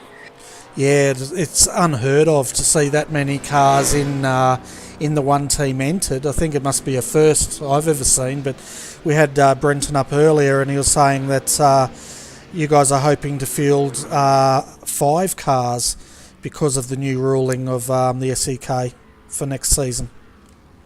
Yeah, that's the plan. The plan is to hopefully run 5 cars that will hopefully be competitive up the front every week. So that's the plan. We just got to figure out who's going to be driving what cars with a massive driver lineup that we have now. So we'll figure it out and we'll get there. Yeah, so our leaders have come in, folks. Marcelo Rivera has jumped into the number 26 Darrell Lee Sticks entry, our leader, replacing Benjamin Smith. Adam Newton has also replaced Baden Reed in the number 72 entry, and Michael Ford has now replaced Ian Ford in the number 44 Darrell Lee Sticks entry. So, Jake, before we let you go, mate, is there anyone you'd like to mention tonight? Oh no, I'd just like to give a shout out to all the boys at ERA. They've all been working hard. Release Sticks, obviously, they've really helped us with the coming on board with the new McLaren, and also I'd like to give a shout out to myself with Night Rider Designs, all the skins that we're doing here. So anyone needs new skins, let me know. Happy to do them for anyone else.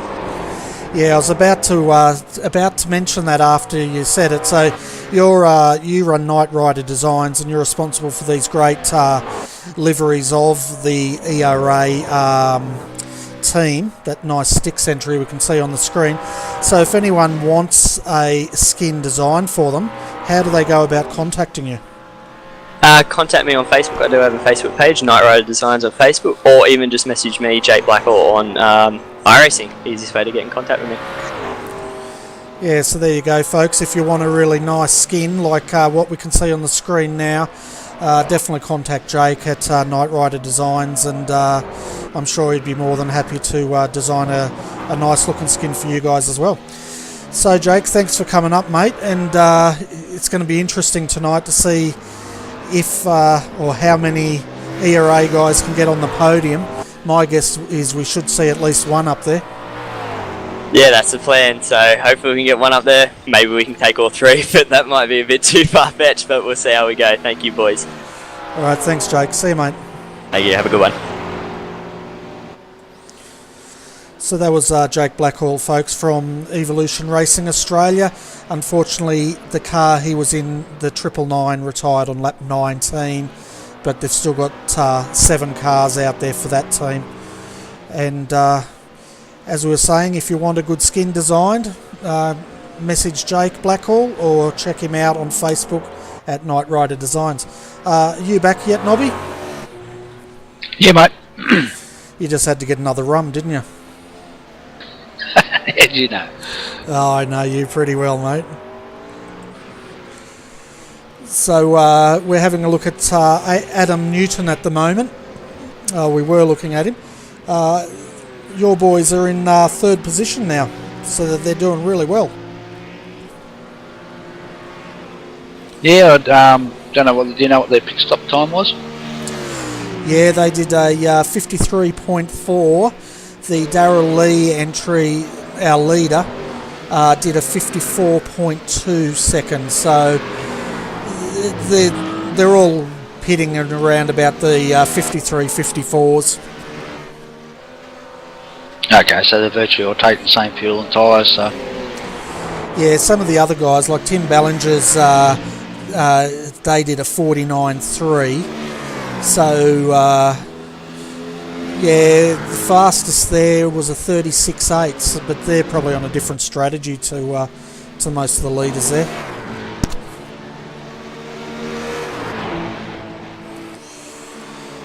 So we're now having a look, folks, at Justin McKeon coming under pressure by George Fullerton in the Pagnett Imports entry. So these two guys, or two cars I should say, are at it again, Nobby.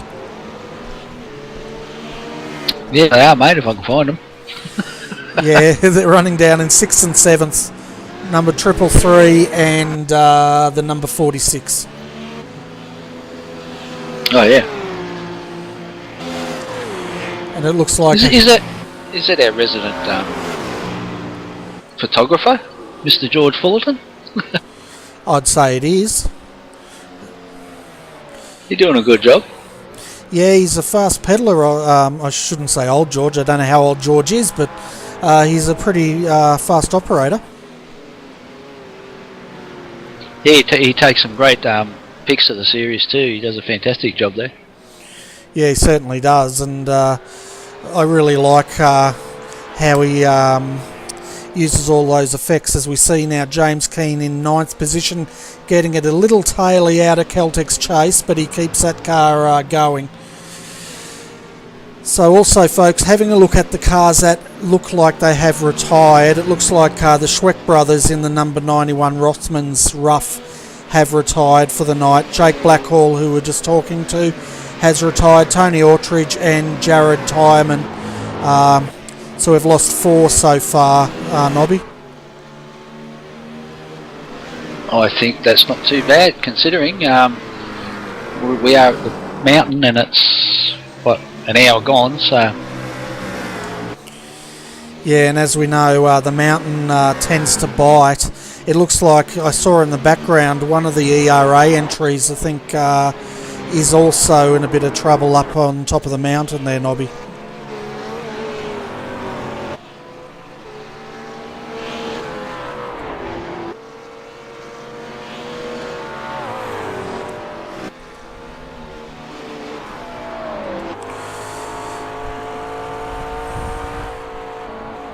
So we're now riding with James Keane over the top of the mountain in the McLaren. It also sounded like someone went into the wall, but unfortunately with my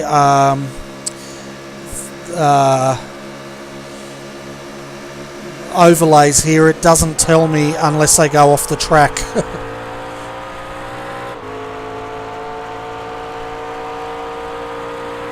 I'm definitely going to have to get something on there on the screen, mate. Help me out here. That's alright, you just talk and I'll listen. I haven't even got a ticket going, so Yeah, so we'll go through our top 10, folks. We've got Marcelo Rivera currently in the lead in the Darrell Lee Sticks entry. They are 4.2 seconds in front of Christian Challoner in the Blackadder Motorsports number 67. So those guys have done a fantastic job now, jumping up into 2nd position. Adam Newton at the moment in the number 72 Kimi Rural Fencing. Ruff is in 3rd. Glenn Firth for MF Tech is currently running 4th, followed by Michael Ford in the 2nd ERA McLaren. He's coming under a lot of pressure at the moment by George Fullerton in the Pagnian Imports Rough. 7th is Justin McKeon in the 3Cs Craft Beer BMW. 8th is Rod Pinder in the sister Pagnian Imports Rough, number 3 entry. James Keane is in the 3rd ERA McLaren in 9th, and right behind him is Brett Garidis in their BMW. So that's our top 10.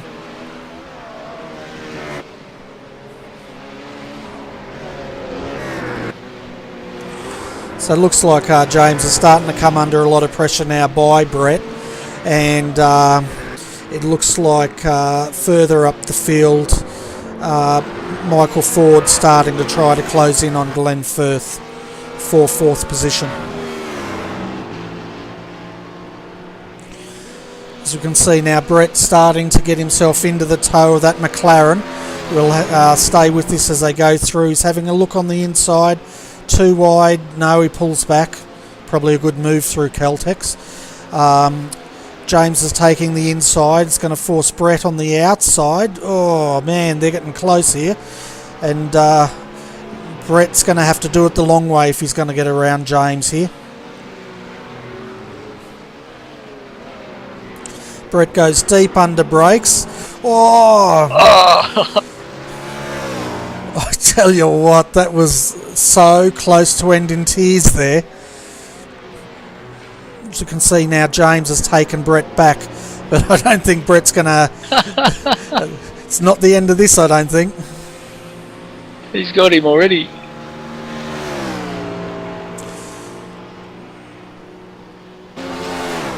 That's allowing Rod just to pull away from these two fellas too. Certainly is. I tell you what, I haven't seen too many guys take the outside and get away with it down there. You're not wrong. So that brings Brett Garitas now up into 9th position. Having a look at his lap time, the fastest time for that car was a 2:06.2. They're currently in the 2:08, so it'll be interesting to see what he can pull out now that he's freed up from James Keane.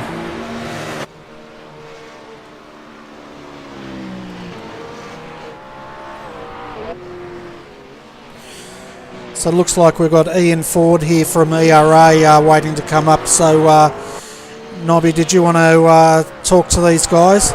I guess it's inevitable we're going to get a lot of them because there's like 8 cars out there.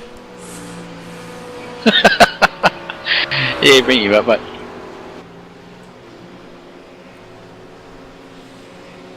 Hey, Mr. Ford, welcome to the RRTV commentary booth. How'd your stint go, mate? Thanks, boys. It's good to be here as always. The stint went pretty well. Just tried keeping it out of the wall, get up through the field as far as possible because I just made a few stupid errors in quali and ended up, about 10 spots back from where I wanted to be. And car's feeling absolutely wonderful, so it's just a case of push the pedals at the right time, and hopefully we should be up in the top 5 anytime soon, and challenging up there. It seems pretty good after the pit stop. Yeah, I was hearing that the tyres would have been the main problem for this race. Apparently fuel was no problem. Was that right? Yeah, fuel's absolutely no issue. It's about like 30 odd litres for the McLaren, and the front tyres just started giving up over the top with the wind we've got at the moment. It's like 26 k's an hour or something, heading down like a tailwind down whatever it is, Mountain Straight, and it's just causing a bit of mayhem over the top. Some laps it wants to grip up, some laps it doesn't, and I don't know if it's just because we just haven't got the tyre pressures right or whatever, but we're just going to keep pushing the car as far as it can go, and that's all we really can do, is it? Yeah, it was virtually like probably roughly 3 1-hour sprints, isn't it, really? No, basically, like, we're used to doing like, hour and a half sprint, like stints or whatever, in like other endurance races that you guys have covered, and here it's just an hour long, fuel tank run, and it's going to be different when you come to the end. It's like, I just didn't want a double stint because 2 hours around here is absolutely taxing on the drive around the car, and my brother Michael's in there at the moment just turning laps and making sure that we get to the next stint, and that's probably the hardest part of it all if you jump in the middle of the race, because you haven't done many laps since quali or even practice sometimes, and it's just a case of keep your head down and try and keep out of trouble. Yeah, you're pretty right. Yeah, I was in the AEC and I done the middle stints, but I only done 1 hour stints around here, and I was absolutely buggered at each stint, so I know what you mean. Yeah, Mick asked me how I was feeling with about like 3 or 4 laps left in my stint, and I'm just like, I'm fine. I'm sweating my ass off, but the car's doing fine as well. Yeah. It's good to see a new sponsor on board for us as well this week. We've got Sticks, Darryl Lee Sticks, awesome new sponsor that's come aboard, replacing Maverick Welding on our GT cars at least.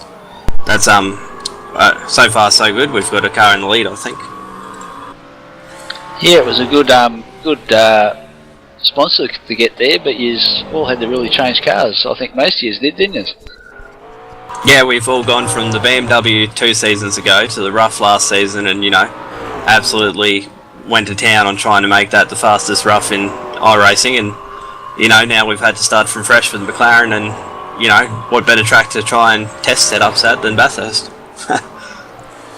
Yeah, Ian, I'm just having a look at our timing at the moment. We've got the number 26 sticks entry is in first. You've got your car in sixth at the moment. And I'm just having a look. James Keane is in ninth in the third sticks entry. So you've got 3 cars in the top 10 at this stage. Oh, that's the way it should be. Brenton's not here to, like, you know, give us a plug, so I may as well. Yeah, I have no idea what to really say. It's just been a difficult start to the race with the weather and everything. Just absolutely hot, slidey weather and massive wind. And it's, you know, it's been throwing a curveball, and everyone's on different strategies at the moment. Like, I know we're going to lose a bit of time in the last pit stop with our strategy, because we're just trying to, like, you know, find clear air on the track at the moment and just run consistent times instead of being bottled up in a group. Yeah, so what is the strategy going in here? Are you going to jump in the car for the third stint, or are you going to see how your brother goes? We've got him on a short stint at the moment, and like, he's got an option to run a couple extra laps if need be for whatever purpose, and I'll jump in and fill it up as full as it can go and just absolutely go to town on it, and I will literally be trying to break the lap record every lap. I had a goal coming into this where it's like a top 5, you know, is an okay result. Podium's a good result, and if we can win it, then we can win it. And you know, we're 6th or 8th or somewhere in there, like when you actually take the pits, like, strategies into account. And it's like, well, we've just got to put in that extra effort and try and get up there by the end. Yeah, well, you've still got 42 laps in the race, so we know anything can happen. But I don't know if you're aware of it or not, but I've come up with a new rule, and that is each time you blokes come up, you've got to bring a box of Darrell Lee sticks up for me and Nobby to eat. I'm pretty sure we can work something out. Awesome, I'm going to hold you to that. So, Have you, I'll send Brenton over. do you have any rum ones? yeah, that's your answer, mate. Can't drink and drive. No. Even though on some oval tracks it helps. Yeah, but on a serious note, it's fantastic to see Darrell Lee coming on board with you guys, and just seeing what you guys can do when you bring, you know, 8 cars to the mountain, well 9, but having 3 in the top 10, well done. Yeah, it's a brilliant result. Like, I was behind 2 of the other boys early on, and they just had unlucky mistakes. Like, Aaron got loose up in the cutting on the first lap, like, you know, as you do, and Jake's just made a few silly errors and made a bit of contact with the wall at a few places, and that's put them out of contention. But you know, the cars that are left in it are all still running competitive times, and like, that's what you want to see if you're going to put in such a big effort into a car. Yeah, that's right, and I reckon you should make Tom wash all the cars after tonight's effort. His misfortune on the first lap there. I have no idea what you're on about, but I shall have to look. Yeah, well, I'll tell you. Basically, Tom was leading the race with Ben right behind him on the first lap, but unfortunately, Tom went hard in over the skyline there, and which pretty much put paid to that car very early on in the race. Oh, that's just a silly error. I just looked at it then, and it's just one of those things. This car doesn't like the bumps too much, and down through that area, I'm literally just throwing it in and just trying to straight line it as much as possible, and it's just hanging on there. And you know, that's just one of those unlucky moments. Could have happened to anyone out there. Oh, definitely. I'm not having a go at Tom, but I still think you should make him wash the cars. No, we'll make him put back together all the broken ones. Yeah, so Brenton O'Brien's currently in that car, and they're in 24th, so they're still going, having a good run out there. Oh, 24th, sorry. Brenton could still win it from there, I reckon. Yeah, I reckon he could too. But anyway, Ian, thanks for coming up, mate. And is there anyone you want to give a shout out to before we let you go? Just Michael, for doing a good, consistent job as co-driver, and putting up with all my little setup changes that I made to make it suit me a bit better, so I can just throw it around when I need to. And Brenton, Nathan, everyone at Demidov, Maverick Welding, Sticks, Daryl Lee, all that sort of thing, for putting the team together and organising us each week, and hopefully we have another successful season coming up. Yeah, I'm sure you will, guys. So anyway, Ian, thanks for popping in, and best of luck for the rest of the race. That's alright, it's starting to become a mouthful, all the sponsors. Yeah, you're telling me. Alright folks, that was Ian Ford from Evolution Racing Australia. As we're having a look now, Adam Newton in third position is starting to come under pressure by Glenn Firth, Nobby. No, he's not. I think he's just lapping him.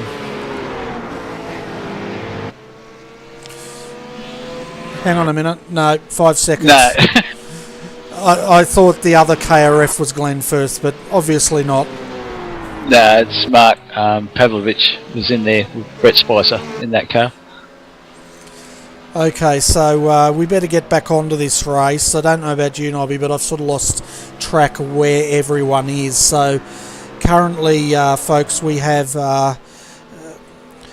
Marcelo Rivera in first with a 5-second gap over Christian Challoner in the number 67 Blackadder Motorsport. Adam Newton is in third in the Kimi Rural Fencing Rough. Fourth is Glenn Firth. Fifth, George Fullerton in the Pagnian Imports entry. Sixth, Michael Ford for Evolution Racing Australia. Seventh, Justin McKeon in the 3Cs Craft Beer entry. Eighth, Brett Garidis. Ninth, James Keane. And rounding out the top 10 at the moment is Chris Keeping for selby.com.au.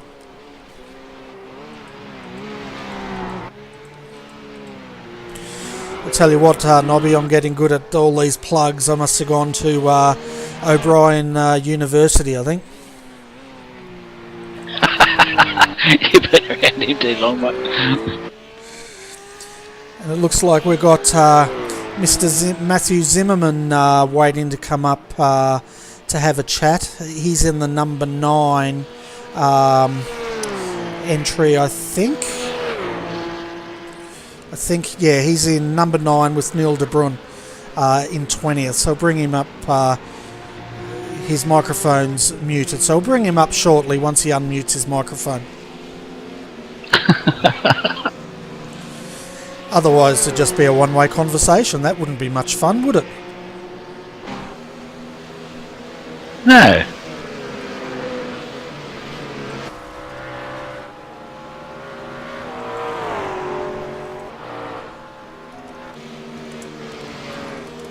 Yeah, the field's sort of pretty much spread at the moment. There's a few seconds in between everyone by the look of it. Yeah, it's sort of spreading out a little bit, but now we've got Matthew Zimmerman. Welcome to the commentary box. We're having a look at your car at the moment with Neil De Bruin in it, running back in 20th. Yeah, cheers guys. How you going there tonight? Oh, we're having a ball. I'm just laughing at Nobby and he's just making mistakes. It's great fun. So how, more importantly, how are you guys going tonight? We saw earlier on you were having a good run, but how's the race been panning out for you? It's probably a generous comment. Yeah, I was struggling a little bit earlier, to be honest, with the car. I think since these new updates on iRacing, haven't really probably sunk the time in to sort the car out properly for Bathurst here. We're pretty much running our setup that we ran in the AEC 12 hour, I've had to throw a bit more TC out at traction control to get the thing just to get comfortable. Just found it understeering and oversteering and in all sorts of funny spots compared to how it was in the 12 hour where I was really quite comfortable with it. But Neil's doing a lot better job than I am. He's over a second a lap faster than me at the moment, and we're usually pretty much on consistent pace. So it's certainly suiting his liking, and he's moved up a couple of positions since he's got in the car. So things looking a lot better now. Yeah, excellent. We had a chat to another team about how the McLaren's changed. So it sounds like the rough has changed quite a bit with this latest update. Yeah, it seems to be. It's just unsettled. I think in transitioning over any bumps, it's just a little bit more unsettled than it was. I was running at the full TC 6 TC setting at the end of my run there, and that's the first time I felt comfortable in the car. And usually at the end of a fuel tank, that's when you really got to watch the car that it doesn't step out on you. But in this situation with full TC settings, I felt probably the most comfortable in the run, which is really unusual. So yeah, there's a few things we just got to learn about. How it's affected. I mean, a lot of it could be the weather conditions today. They might be a bit different to the 12-hour race as well. But just a little bit more learning to do, I think, to see exactly what's going to make the thing work without having to use so much TC. Yeah, and did you have to lower the car a lot? Because I know with the McLaren, I jumped in today and my old Bathurst setup was way too high, so I really had to adjust that suspension to drop it down quite a bit. Yeah, a fair bit on the front. I think the rear was pretty much good to go. The front we had to adjust that spring perch offset a fair amount to get that right. That wasn't too much to do there. Yeah, well, it looks like Neil is up to 19th now, so he's having a great run out there tonight, Matthew. So before we let Matthew go, is there anything you want to ask him, Mark? No, mate, it's all right. You've covered it. Fantastic. I'm such a great interviewer. Anyway, Matthew, before we let you go, is there anyone you'd like to give a shout out to tonight? First of all, to you guys, I mean, you do a good job week in, week out with this, and much appreciated. Adds an extra element to the series, which is fantastic. Obviously, Gavin and the guys for running the series as well. It is a lot of fun, I know when the season drags on these things, sometimes it can be a bit harder to get involved in the organising. And I've run a few series before, mostly on Forza Motorsport before I got into iRacing. But that's appreciated that they keep putting in the time to do that. And thanks to Greg Colgan, who's joined us tonight as well, who's it's his first time in the SEK series with us. He runs with us in the AEC. It's good to have him on board, and he'll be the third driver in the car tonight to bring the car home. Fantastic. And we noticed on the side of your car you've got iraceforlife.org. Can you tell the viewers a little bit about what that's about? Yeah, it's basically a setup where there's a bunch of guys there who've thought about trying to do something good with iRacing in terms of helping others, and so basically people that are on board with who are members of iRace for Life, if they win a race on iRacing, then they elect to donate a certain amount of money. So either $5, $10, or $15 is a fixed amount to a charity of their own choice, or to a charity that iRace for Life supports. So it's sort of a bit of freedom there for that. So I just think it's a good thing to do, because I mean, in this sort of thing, for the most part, we don't need to get paid to race here, and so we may as well support a cause, is the way I look at it. That's basically the crux of it. Yeah, fantastic. That's a great initiative, and something really good to get behind. So well done on that, Matthew. So anyway, thanks for coming up, and best of luck for the rest of the race. Yep, cheers guys, we'll see how we go. Hopefully it turns out well for us. Thanks again.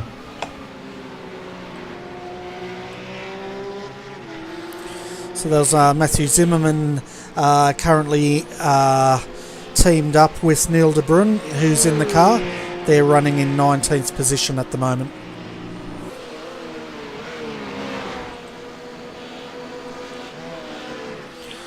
Silly question, Bernie, but some of the boys have been asking me what the password is.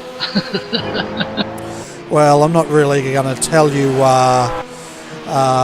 live on air, but I might poke you with it.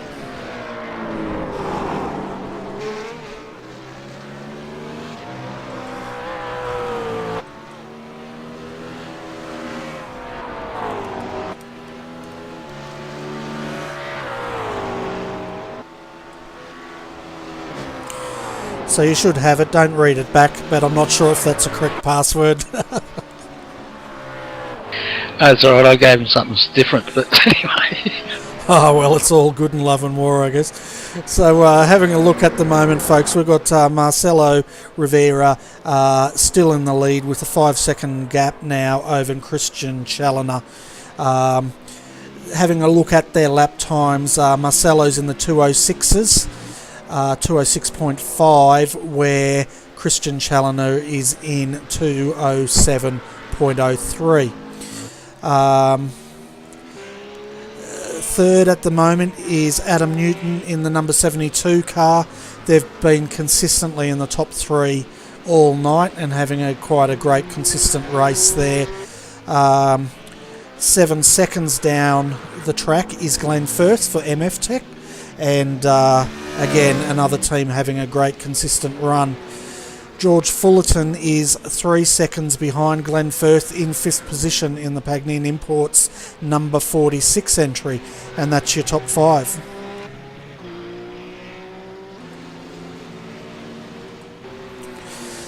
So Nobby, now that the race is settling down a bit, it's getting that Formula 1 feeling, isn't it, mate? I think after the second stops you'll see it getting pretty close. I think the only ones you got 11th or 12th, they're still 4 seconds behind each other. 3 seconds behind each other, 14th and 15th. Yeah, the field's spread out a bit, but we've still got more than 15 cars out there, so I think we win tonight. Oh, there's virtually still 25 running, so... Yeah, that's right. We've got 25 out there. We had 30 start, and so of course we've had 5 retire from tonight's race. So that's pretty good going, considering we've been going now for what, an hour and a half. Yeah, no, especially on this track as well. So because it will bite pretty quick. So. It looks like Brett Garidis now is starting to close back in on Justin McKeon for 7th position. So it looks like this battle's heating up.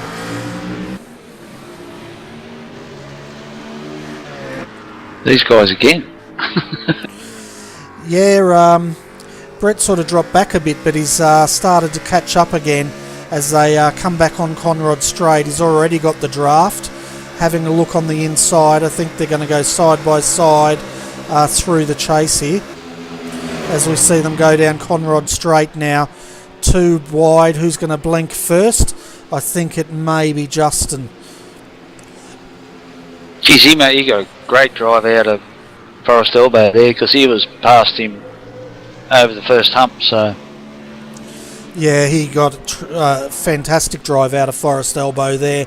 And so Brett Garidis now, I hope I'm pronouncing your name right, in 7th position and starting to see if he can pull that 6-second gap on Michael Ford. Oh, look who's here, Nobby. Should we let him in? I don't think we should. Nah, bugger him. No, let him in. I need to go somewhere. Alright, you watch this. You wait. Ready? Yep. Hey, Adrian, welcome to RRTV's commentary box. Now that you hear me and Nobby are going to the pub, so you can carry it from here, mate. Hello, we got a good partner for you down there as well. Yeah. No comment. Are you there, Adrian? Have you got me, guys? Yeah, we've got you, mate. Yeah, mate. Sorry, guys. Yeah, I've just rocked up home after my trip, so I thought I'd come up and see how the race is going, but I can't even connect into the race at the moment. Well, that's a great shame because we're about to hand over the commentary to yourself and Mr. O'Brien. Yeah, well, no, that's all right. Well, the B team can leave and the A team can take over, Ranger. So, yeah, I think Bernie and Nobby can go have a break, no problems at all. Yeah, I can just do it off the stream, and then I might be about a minute late, but that's fine. All right, guys. Well, if you want to carry it for a bit, I might go and grab a coffee. Yeah, well deserved too. Go have a break, Nobby.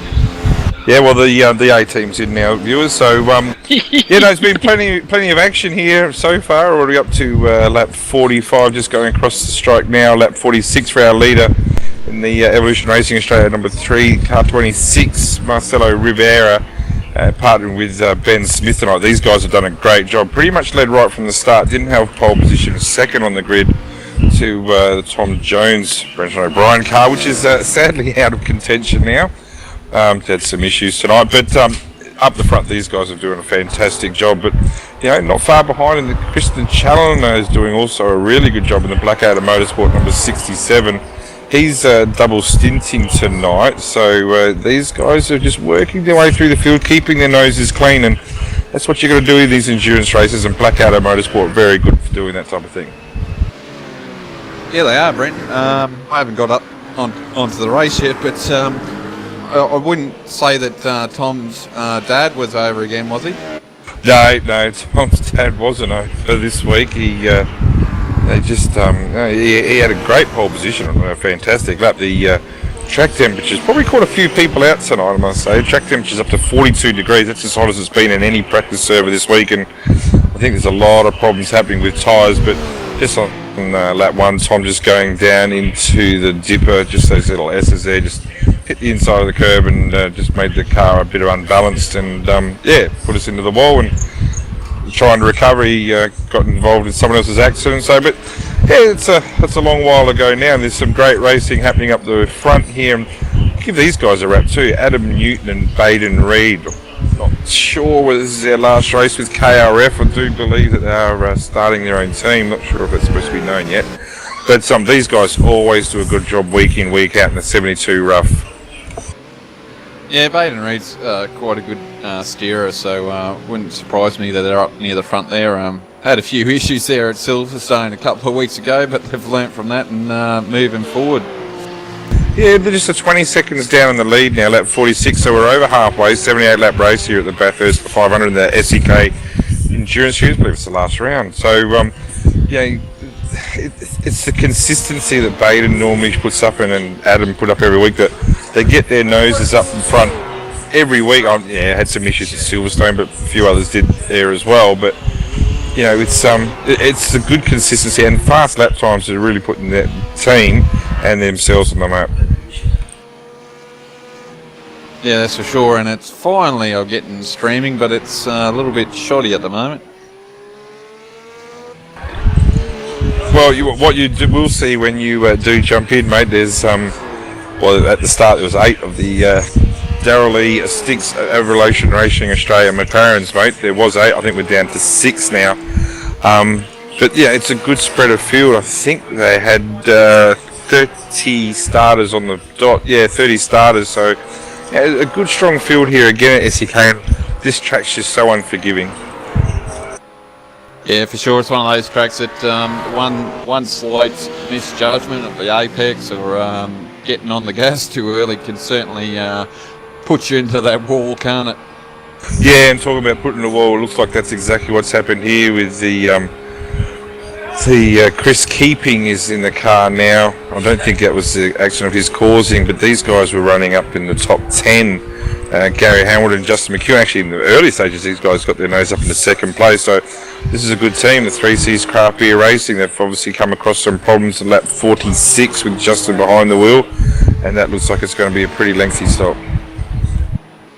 Not sure if you'll be able to see that, just mind you, but yeah, early race, the top 5 was very, very close. So yeah, they've got a quick repair. Well, that's obviously good news for them, but they're going to drop a few spots. I think they might have even had a tow to get there. So it's quite costly in such a. I know it's a long race, but you still don't want to give away those seconds if you don't need to. Yeah, that's right, Brenton. Especially in Bathurst too. That's a lot to gain back, and with the quality field that's in this race tonight, it's going to be a hard task to try and get those back tonight. Yeah, whoever wins this race is going to deserve it. There's no doubt. Like I said, quality field, and it's just it's just Gavin Sadler and the boys at IRFF. They deserve a pat on the back.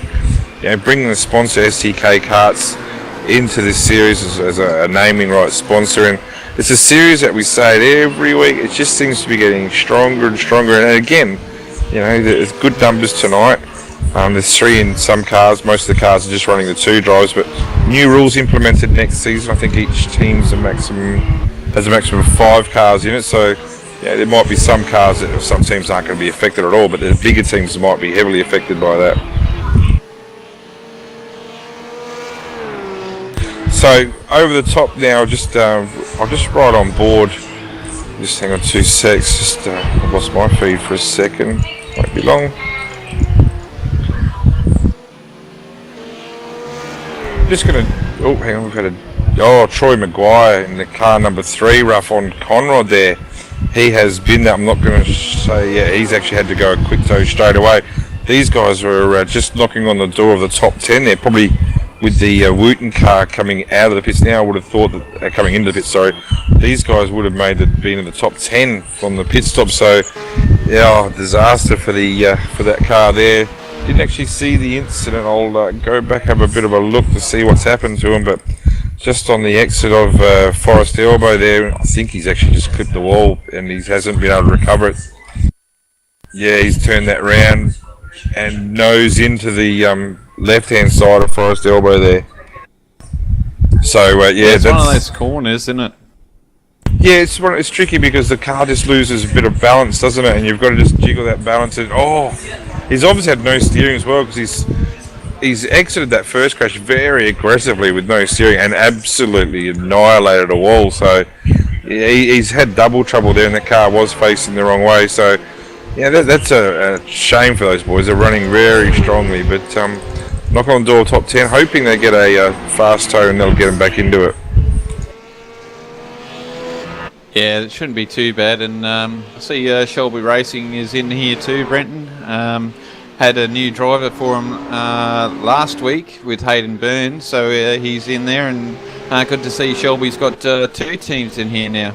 Yeah, it's fantastic. These guys are the good news story of the week, I reckon, with that new signing of Hayden, and congratulations to them for getting Hayden on board. From what I understand, there was a bit of interest, so Hayden's done the right thing and he stuck loyally to Selby, who introduced him to the Australian iRacing scene. And Nathan Huppets is doing a fairly good job here. They started 7th on the grid, so they were up there. They had some genuine pace with 2:04.4 in qualifying. Just that lap down now, just having a look, they had some issues around lap 15. It looks like Nathan might have had an issue, and then again on lap 31 with Sean O'Brien, his co-driver, having an issue. But the lap time's 2:07.2. I would imagine they're out of fast tows, but the car number 14 rough is still plugging away up into 18th or down in 18th, however you want to look at it, but still getting the laps done, and not far behind 16th and 17th, right in front of him. So actually that's probably the closest battle on the track.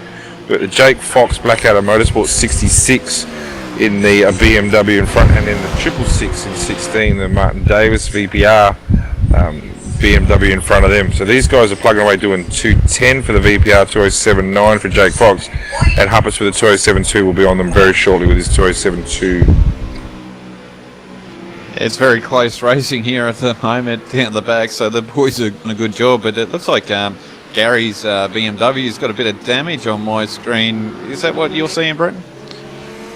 No, I'm not, but that's on my screen. But the big thing... It's gone back again, so it might be just my connection at the moment playing up. So that's all good. Just love it. Well, the big thing here is then Matthew Dingham is in the new Pagnian car as well.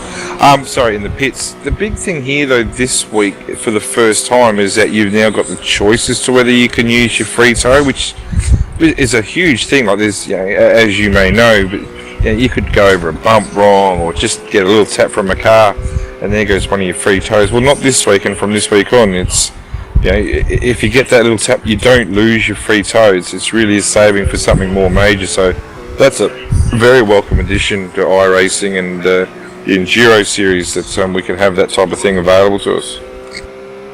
Yeah, for sure. It makes it a lot easier for the teams, and something that the managers are going to have to keep an eye on as well, because obviously you don't want to be thrown away for just a little bump or a graze, and if the car's not lost any performance out of it, you don't want to use it for that reason anyway, would you?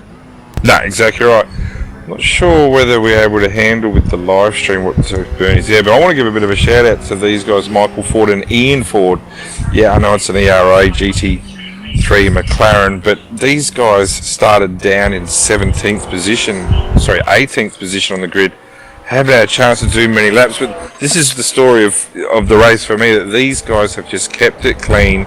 They're at 47 seconds down the leader. Mick's doing a great job here. I don't think it'd be too embarrassed if I called him a second driver. He pitted on lap 30. He's done his 19 laps now. To be honest, if he wanted to, they could almost contemplate, or they could pit now and bring Ian in from here to bring it home. But these guys have kept out of trouble up into 6th place now.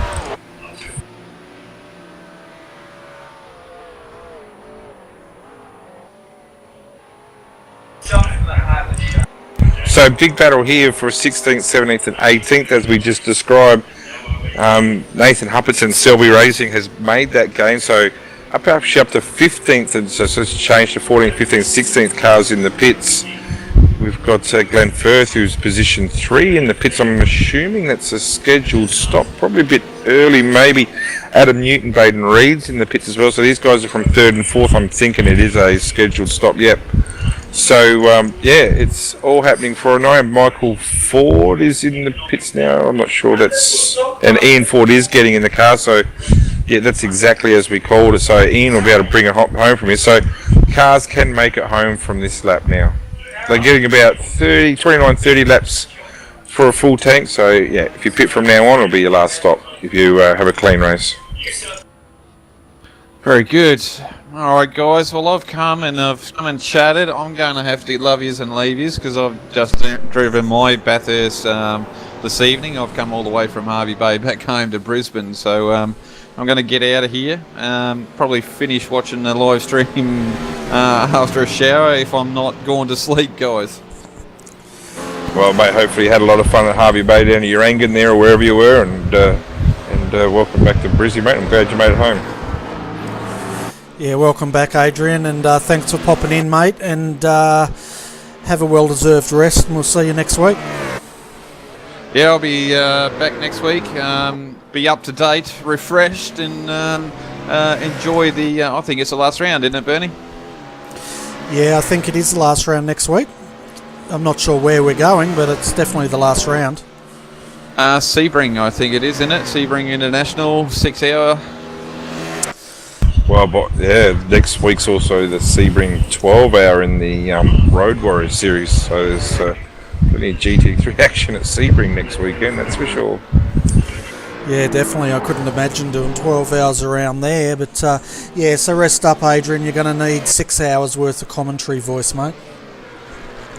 Yeah, I better lay off the beers then, but anyway, I'm going to have a couple now and do what I need to and relax, because I'll tell you what, 3 hours in the car, I'm glad the boys are getting their rest, doing an hour stints and having a bit of rest, but no rest for the wicked for those guys. Still got to manage the car and make sure they don't use up the cows too much. So thanks very much, guys, and I'll see you next week. Good on you, Adrian. So it looks like we've got one of your boys down there, Michael Ford, wanting to come up Brenton. Oh, he's an angry man. Bring him up here quickly. Michael Ford, welcome to the SEK's round 10, round 11, Bathurst 500, 78 laps here. Mate, you're with the Redback Racing TV's coverage. You've got Bernie Weimers, Brett O'Brien and Mark Noble with you. Mate, I was just actually giving you guys a good rap. Tell us about your race so far. Yeah, we're just Our race is going great. We're just trying to off strategy, just doing the shortest stint in the middle, bringing it home at the end. Hopefully, it might catch a few people off guard with a little bit of extra pace through the middle of the race. Apart from that, it's going great. Kept the tail straight and can't complain. Yeah, saw your middle stint pitting on lap 30, so obviously Ian drained it and you came in lap 30, did your 20 lap stint. Looking at your lap times, mate, generally in the 8's actually good consistent times. Considering I know how busy you've been at work this week, mate, you should be pretty happy with how you went. Yeah, I was aiming for about a mid-7, but I'm quite happy with the 8's. It brought the car home straight, that's the most important thing. Yeah, I think you'll find that with the track temperature of 42 degrees, that's probably as high as it's been all week with all the practice sessions, so I think a lot of people are being caught out with that tonight, so mate, nothing wrong with the 208s, it's not shabby at all. No, it's good. There's a bit of a gusty wind blowing you up Mountain Straight and a little bit of a headwind coming down Conrod and pushing you a little bit sideways through Forest Elbow, but apart from that, the race is going brilliantly. And you've got the sister car in the Evolution Racing Australia GT7 car number 28, Blake Coppo and James Keane in front of you. How's that race been going over the night? You guys been pretty tight, or is this probably just falling behind them with that extra pit stop at the moment? Falling behind them with the extra stop, throwing us a bit off strategy, put us a little bit further back in the field. Hopefully it'll all work out, and if Ian keeps it straight and the strategy works well, we're aiming for a top 5 at the best. And can't help but noticing, and yes, I know quite a bit about it, but I'll get you to explain it. There's 8 Darrell Lee Sticks McLaren MP412Cs racing tonight. It's a fantastic effort by yourself and the Evolution Racing Australia team. Tell us a bit about the sponsorship and what we can look forward to in the future. The Stitch McLaren are brilliant. We've got 8 of them running tonight, which is the majority of our team. We were aiming for a third of this field, and I think we've just got to achieve that. Stitch are brilliant brands. A Darrell Lee chocolate, can't complain. The twins have been brilliant in their support with us. It's at least a 1-year deal that we know of, and quite happy with it. Yeah, it's great. The Stitch McLaren, get on it. And from a team who used to consistently run the roughs, as you and I and most of the viewers would know, the Maverick Welding roughs, jumping over to McLarens, what do you find the biggest difference? The handling. The rough is a sort of a generic road car with race spec on it. Very minimal things that you can change, whereas the McLaren is just so many little finer details that you can change. You can either lose a tenth with a click of a mouse, or you can gain a tenth by a click of a mouse. It's just different to drive, a little bit less vision, a little bit more understeer for my liking. But it's a brilliant car. You can't go wrong with McLaren's. Anything with the word McLaren on it is going to be quick. And with the sponsorship with Sticks and Darrell Lee, I believe there's an association with McLaren, including in month of May, the Australian GT Championship. The McLarens are running there with the Quins. Is there any exciting news you want to share with the rest of us in regards to Evolution Racing Australia's sponsorship? Certainly is. With the deal that we've come to, the agreement we've come to with McLaren, as we're part of their technical partnership, which means we have now access to data and basic engineering concerns that we may have, and with teaming up with the Twins with Sticks and their McLaren partnership, the Evolution Racing Australia logo we run on the rear quarters of their McLarens down at the Phillip Island 101 in the end of May. Which is fantastic for this series and for the iRacing community in Australia in general. Now, we just noticed that Blake Coppo has pitted, so you've made that gain as you said you would. You got overtaken in the pits. We've also seen our leader, Mr. Rivera, have a pit stop as well. Just trying to jump on board. Ben Smith's now back in that car.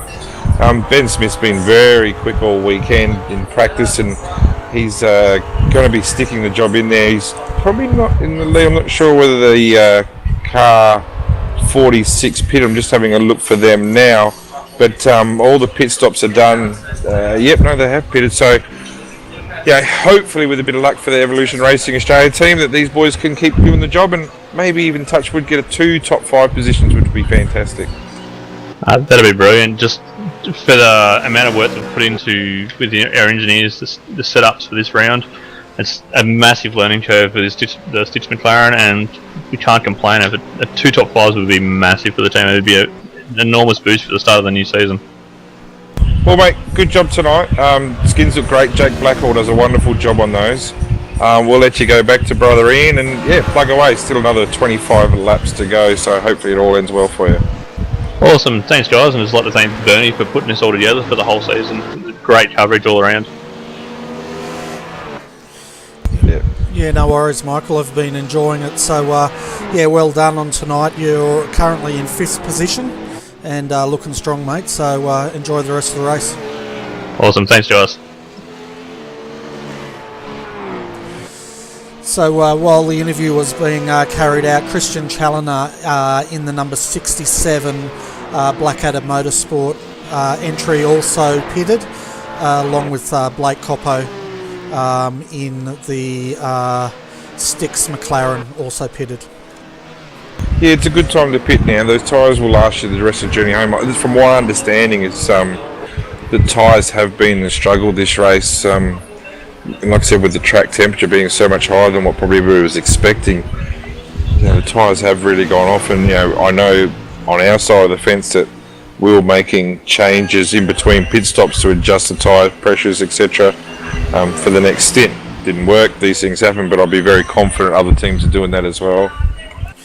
Yeah, we've heard from a few teams tonight, Brenton, and the new iRacing update with the suspension has caught a few of them out as well. So they're struggling on trying to get these cars set up the way they were previous to that update.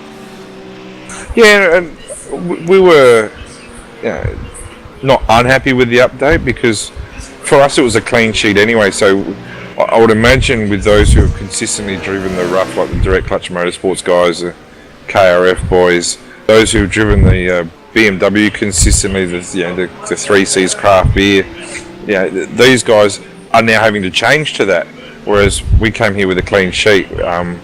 So when we took the wraps off our McLaren and with the update, it meant nothing to us because this is all we've known with the McLaren. So the changes that everyone's talking about is something that we haven't had to deal with, and that was more of a timing thing. It's not something we actually planned, but it's worked out quite well. Yeah, I took the McLaren for a run today, and as you know, Redback Racing has been campaigning that car.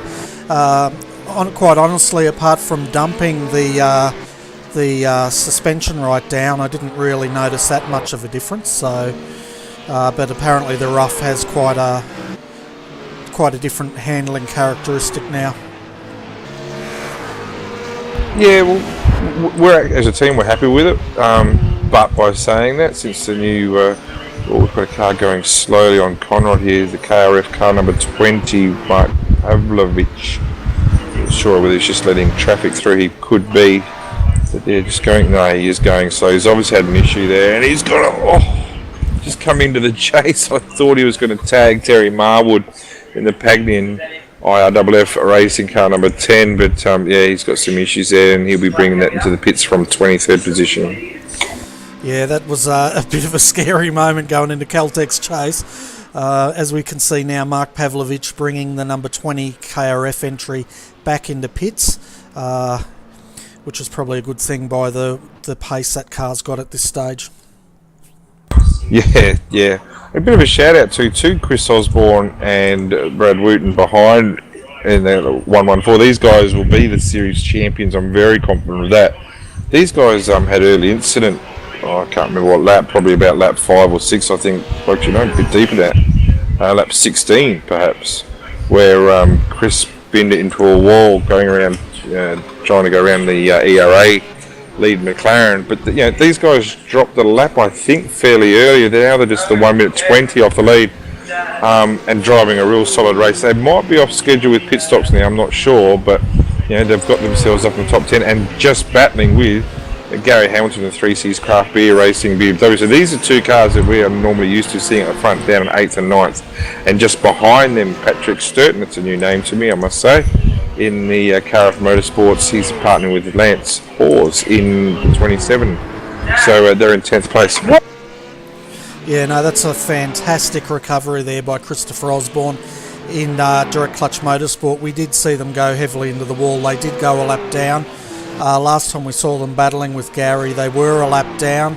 They're currently on the lead lap, running in 8th position, so that's a heck of a get-out-of-jail card they're served tonight. Yeah, we just had an incident with Blake Coppo at the top there. One thing we have found is that the tail of the McLaren's very skaty, so just coming out of Griffin's, probably got the power on a little bit early. No, he didn't, just lost it over the hump, and he's only just tapped the wall, so probably not a lot of damage, just facing the wrong way. Actually, he's done a really good job spinning that around, so I'm thinking he must have his traction control turned off, so not a lot of damage there for the 28, so he's back up to 12th position for them at the moment. He's had no practice at all this week, Blake. He's been busy doing other things, but you know, himself and James Keane, you probably know the name James Keane, I would imagine, Bernie, through racing the Skippies on your excellent coverage there, and the Star Mazdas, which I know he's just starting to get into as well. So another new addition to the team, so it's great to have him on board, and another quick peddler. Yeah, definitely. We just had a look at the replay of Blake there. There's a bit of a hump going up that part of the track, so I think he's just caught that, and it's thrown the back end out. Yeah, he's probably just lost that bit of balance, hasn't he? And yeah, like you said, just thrown it, lightly tapped the front of the car there. Shouldn't cause too much of an issue, but he's got himself up and going again. What's he down in 12th place? Yeah, he's cost himself a couple of positions. The Selby Racing Team cars got through as well, so yeah, it's still a long way to go. Well, not that long to go, I guess. There's 21 laps to go, so still a bit to go yet. Yeah, and it was good driving by that Selby entry to avoid a Blake at that instance, but yeah, I reckon it was that hump that's caught him out, but good driving, good recovery. I haven't seen many people be able to flick the McLaren lately, so that was a good turnaround as well. Yeah, that's what I was thinking, which tells me maybe he's doing his traction control, which might explain the lose in the first place. So obviously with these cars you've got different traction control settings. I reckon Blake, he normally does turn it off because he finds it faster, but I wouldn't be surprised if that was probably a part of why he's lost there. Yeah, I found that part of the track with low traction control. If you take it too close to that wall, there's like a grate or something there that just throws the car sideways and makes you lose the rear end. So with 21 laps to go, folks, we've still got Benjamin Smith in the number 26 Darrell Lee Sticks entry, leading by 7.9 seconds. He's pretty much led this race from start to finish tonight, folks, and he's dominated. So it's a fantastic drive by those guys. Christian Challoner is currently in second in the number 67 Blackadder Motorsport, some 7.9 seconds down. Ian McMahon is in third for MF Tech, 24 seconds down. Baden Reed in the number 72 Kimi Rural Fencing entry is in fourth, 27 seconds down. And rounding out our top five is Guy Leach in the iRace for Fun Pagnian Imports number 46 entry. The thing was with Christian Challoner, our car in second place here in the Blackadder Motorsports 67 BMW, he hasn't had a relief yet. He's done all 58 laps, so I think it's Paul Rogers is going to need to step into that car shortly. So yeah, he's going to have to do that extra pit stop. I'm not sure how many pit stops he's already done, or whether he's just going to go as long as he can, get to about lap 60, double stint, and then get Paul to bring it home, which, you know, is quite a, well, originally what we thought was going to be quite a common strategy, but he's going to have to pit again, so he's off pit compared to everybody else. So that will bring McMahon to second, Baden Reed to third, and Guy Leach probably not going to get there through to fourth. So what that's going to do is extend the lead even more of our lead McLaren car 26, my number just quietly. Ben Smith and Marcelo Rivera, these guys are still punching at laps. The last lap at 2:06 flat for Ben Smith, and they've got the lead up to 8.2 seconds, knowing though that there's a pit stop for the car behind them due. Yeah, and that's number 67 entry has done 2 stops. They actually came in while you're interviewing Michael Ford but Christian chose to stay in that car. So I'm not sure what's going on with that entry, because I would have thought that at that time they would have changed drivers. Well, they're going to find themselves black flagged, which is a tragedy for Chandler. All I can assume is that Rogers must have some connection issues or something like that, and Chandler's just punching on until hopefully Paul can get that done. But for them to be classed as a finisher, they're going to have to get Paul in the cars, and that's the only way that's going to happen, is to have that extra stop. So, yeah, it's a real shame for these guys, the Blackadder guys. They do such a good job in the endurance races, I find, with Lewis Kigali as well. So it's it's a shame. Obviously, Paul's got some issues, but hopefully they'll be able to sort through that. Yeah, because as you said, if they don't, they will be black flagged, and it would be a tragedy to see that entry being disqualified. But rules are rules.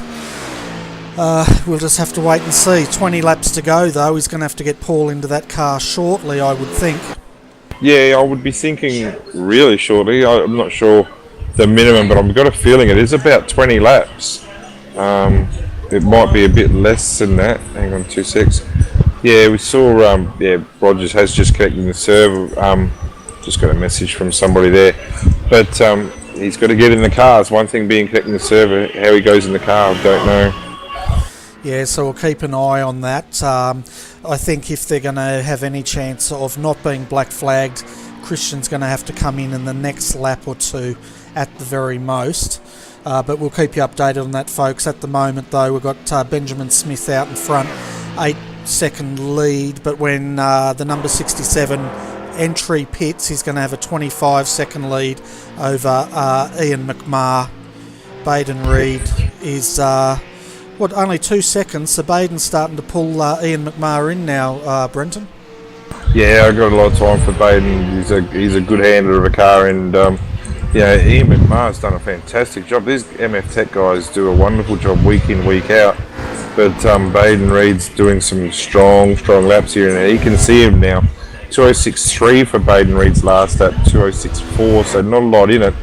But just when Baden gets into that draft, you'd probably think there's little gains to be made. Baden last pitted lap 51, so yeah, they're getting the most out of Baden, and also with Ian. So these guys pitted at the same time. Yeah, and one thing I've noticed with Baden, like he can churn those fast laps out all night, and he's such a great operator, especially when he can see a target, which is only 2 seconds down the track from him. Yeah, well, Baden started 4th in the grid, so showing some real pace right from the start at 204.1 for his qualifying time. Ian with a qualifying time of 204.5, just at 4/10, but that's 5 positions on this grid. So both these guys can handle a wheel and a pedal. But this deep in the race, its setups are going to become so important to see whose tyres can hang on, and just that concentration as well. Yeah, that's right. Now, Christian Challoner's just coming off Caltech's chase, and he's going around again, guys. Yeah, what are we on? Lap 60, starting 61 now, 17, 18 laps to go. I'm thinking maybe get another 4, maybe 5 laps tops, and if he can't get that done, well, I reckon he's going to have to park it, because I can't see him finishing. Yeah, so how does that work, Brenton? Do you know if the black flag actually comes out in server, or is it something the admin normally looks at? Oh, I can tell you it's a human tragedy, Bernie, because he'll do the entire race and feel pretty happy with himself for finishing, and as you're on the cool down lap, or as soon as you get out the server, you just see this big nasty black flag in the top left corner, and it says your race is all over, and you'll be classed as DSQ and pretty much down to last. And I think there's, I can't see it on my screen because I'm broadcasting, but I think there's some sort of information, isn't there, that tells you if they're in the red or the green? Yeah, they are. There is, and these guys are obviously deep into the red. I'm just having a look now. I'm thinking that if you're on schedule, I think you need to do 20 laps. Oh, hang on, there's a car facing the wrong way at the top. The other Blackadder car, 66, just over the top of Skyline. So he's in a nasty spot there. I don't think he's got any damage though. Maybe about damage on the back. He's just got to be careful coming over the top. in front of Ian and in front of Lance, so he should be right. Yeah, he's blended in quite well, so good job there, Jake. And then he's put it straight into the wall. So we're just having a look at the replay, folks. He's lost it coming off Skyline, and he's done a fantastic job initially just scraping the wall. And we'll stay with this because, as Brenton just said, he put it into the wall again. So we'll stay with this, folks. Yeah, it's obviously just some steering damage or something's bitten him there, but he's got some massive damage to that car, so he's had to go the quick tow as well. Not sure where they stand in regards to repairs. It'd be good to see if they have one up their sleeve, but doesn't appear that they do. Yeah, it's such a nasty place to come undone, but as we're staying with the replay, and as Brenton called it, he did blend in initially quite well, and he went straight into the wall at the dipper, so that is so unfortunate.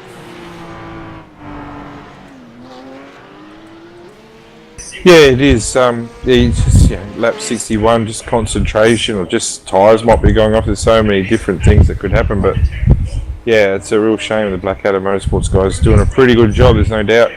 Just with Christian Chandler's gone across the line again, so he's on lap 62. He's done a long stint. I'd imagine his concentration will be starting to wane a bit after that length as well. And he's doing some good lap times still. Yeah, 2:06.7 was his last lap time. His fastest lap of the race so far, early doors, 2:05.7, but being very consistent and doing a bloody good job, it has to be said. Yeah, and the other guy in the pits also is Troy Maguire in an extremely smashed up number 3 Pagnian Imports entry there. Yeah, he's been there for quite a while too. He's been there for at least 10, 11 laps, so he had some major issues before. But again, it's great to have Pagnian Imports on board as well as a sponsor, so congratulations to them for getting their sponsors. Pagnian Imports make a great product in their sim rigs and things like that, so if you're looking for a sim rig, don't be scared to give the local product at Pagnian Imports a call. Yeah, definitely, and I sat in one of their next level rigs which Mark Noble owns, and I must say they are a solid rig. They feel really good, so check them out, folks, as we're having a look now at Ian McMahon in third, just lapping the KRF BMW coming into Keltec's chase. Did you ever ask Nobby how he actually came about getting that rig? No, I didn't. Nobby, are you there? How did you come about getting your rig? Good on you, Mr. O'Brien. Well, we had Pagnian as a sponsor for KRF for a while there, and they jumped in and sponsored the ARL series, V8 series there for a few seasons, and they kindly donated a rig for end of season draw, and my mother done the draw out of the hat, and it was actually me. Okay, did every single entry have your name on it by chance, mate? Oh, might have done. And not just that, but he did the right thing and put it all on video to show Mum taking, there was about 30 tickets in there, all with the name of M Noble 27 on it. So he eventually, Mrs. Noble took the ticket out, and Nobby had himself a good win. Well, fantastic. If he hadn't have won that, I wouldn't have got to sit in and have a drive in it. So I think it's all good and love and war there.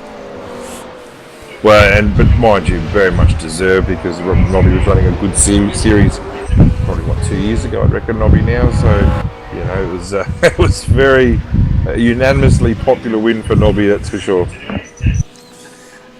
Yeah, we had I think we had 10 good seasons, wasn't it? I think, Brenton, in the series. Well, you did, yes, I did 10 good seasons, but no, it was very well run, mate, no doubt at all. It's, just left that bit of a hole on Saturday nights, not having the Apex Racing V8 series anymore. It's just a matter of time before someone picks up that Saturday night, I would think. Yeah, that's right, and I miss broadcasting with Apex Racing on that, but we've got a couple of guys in the green room down there, so I might bring Rod Pinder up and have a chat with him. Hi Rod, welcome to RRTV's commentary box. We saw you out there having a good run earlier tonight. How's your race been going? Didn't start too bad. We were running solidly in the top 10, but we're currently sitting in the pits with about 30 minutes of repairs, so we're hoping to get out for the last lap. Touch and go if we'll make it. Yeah, we had a look. That's the number 3 Pagnian Imports entry with Troy behind the wheel. It looks like you got heavy steering damage of that car at the moment. Yeah, we've had a few brushes with the wall. Yeah, a bit of a scrappy race for us. Started not too bad. First stint was pretty solid by Troy. We were running in the top 10 and it was looking quite good. But we had an incident at Forest Elbow, damaged the car. We kept running for about 4 or 5 laps just to keep it within the fuel window to do the rest of the race in one stop. And again, it looked like we might make up a bit of ground, but it wasn't to be. I had a nudge with the wall as well, more damage and sort of downhill from there. Yeah, and I guess with the latest updates, these days it used to just say, you know, your race is over, but now at least with 30 minutes repairs you may get out there. We'll just have to wait and see, I guess.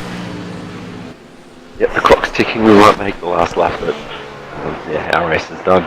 But it was great fun. I mean, it's a blast driving these cars around this track. Certainly the most challenging track on iRacing. I haven't done a lot of running here. I don't think Troy has either, so a bit of a new experience for us. But yeah, it's an absolute blast driving around here. It's great fun. Is there anything you'd like to ask Rod Brenton while we've got him up here? No, mate, sorry, not at the moment. Just right in the middle of something. Sorry, man. That's all right. All right, Rod. Well, thanks for popping in and having a chat with us. Before we let you go, is there anyone you'd like to give a shout out to tonight? Yeah, just the guys that I raced for fun. Had a really good season. It's been great fun. I'm not going to be able to make the last race next week at, where are we? I think we're at Sebring. So yeah, that's it for me this season, but it's been really good fun. So thanks to all the guys that I raced for fun. Pagnian Imports, our sponsor, and you guys for broadcasting as always. You do a great job. Yeah, thanks, mate, and thanks for participating in the series. Hopefully we'll see you blokes back next season. I think it's going to be a bit different next season. They're looking at what sprint races, sprint rounds, as well as enduro rounds, so that should really spice things up. Yeah, the format looks really interesting that the guys have come up with, so looking forward to that. We'll be running a car for sure, and can't wait. Great. Fantastic. All right, well, thanks, Rod, and hopefully you'll get that car out for the last couple of laps, mate. Yeah, cheers, Bernie. Thanks, guys. We had Christian from Blackadder come into the pits. Paul Rogers in the car now, and KRF boys, Pagnian, IRFF boys, and the 44 Evolution car has gone through. So Blackadder has gone down to 6. Yeah, and as we were saying earlier, they really had to come into pits if they hope to get through this race without getting that black flag. So 15 laps to go. We'll see if they've got that window open. But at the moment we've also got Nathan Huppatz up into RRTV's commentary box from Selby Racing. Welcome, Nathan. It's great to see you guys having 2 cars out there tonight, mate.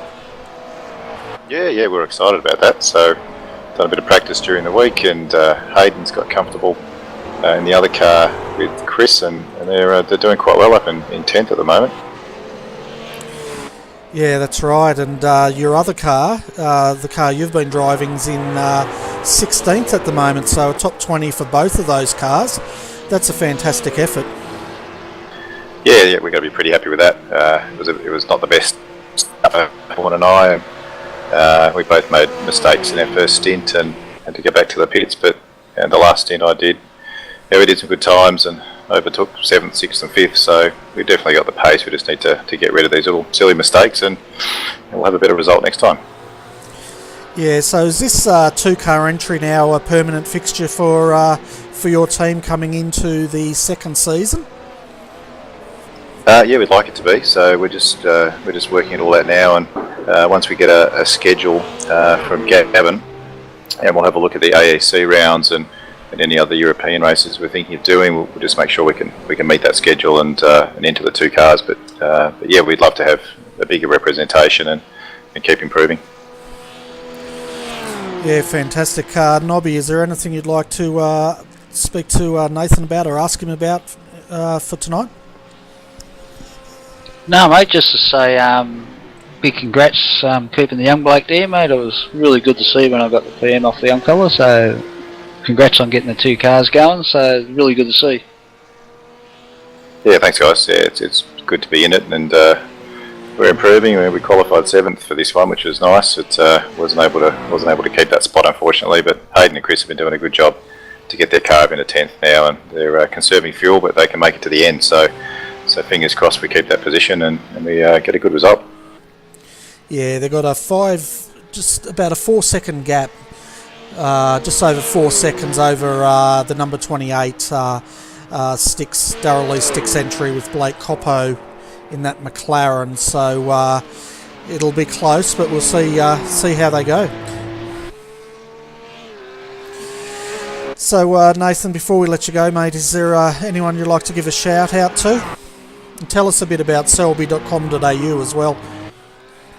Yeah, well Selby is a business that's owned by Sean actually, and specialises in hi-fi cables, and it's also a Pagnian product retailer, and so Sean actually does sell a lot of the gaming gear, and so if people ever need cables and audio gear and stuff like that, then yeah, by all means check out selby.com.au. Fantastic. I wasn't sure. I thought I got mixed up between Shelby and some sort of glue. What they do. No worries, Peter. All right, Nathan. Well, thanks, mate, for coming up. Best of luck with both entries there. Let's hope Chris can get that car home in the top 10, as well as your car in the top 20. All right, thanks, fellas. Have a good one. So, folks, that was Nathan Hupats from Selby Racing. If you need any good gaming gear, go to selby.com.au and check that out.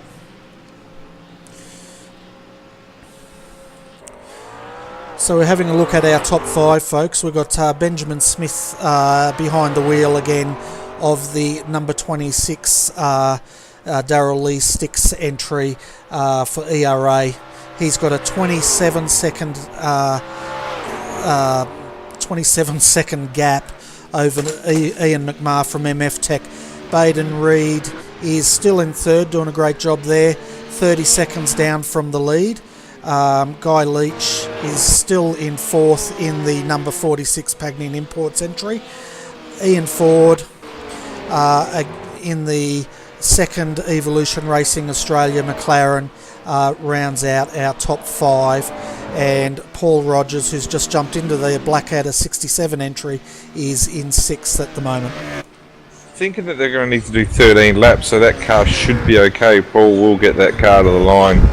Just trying to tinker some numbers and things like that, and I think he'll be fine. Yeah, I tell you what, they cut it close though, didn't they? Yeah, 13 laps is what my information is as to how many they need to get to the line, so yeah, he'll do that, but you're right, they cut it real close. Yeah, so having a look down through the field, folks, we've only got the top 11 now on the lead lap. Then the rest are at least 1 lap down. The car we need to keep an eye on is the number 3 entry. As you can see, is in the pits at the moment with 30 minutes of repair. So it's going to be touch and go if they do get that car out before the end of the race.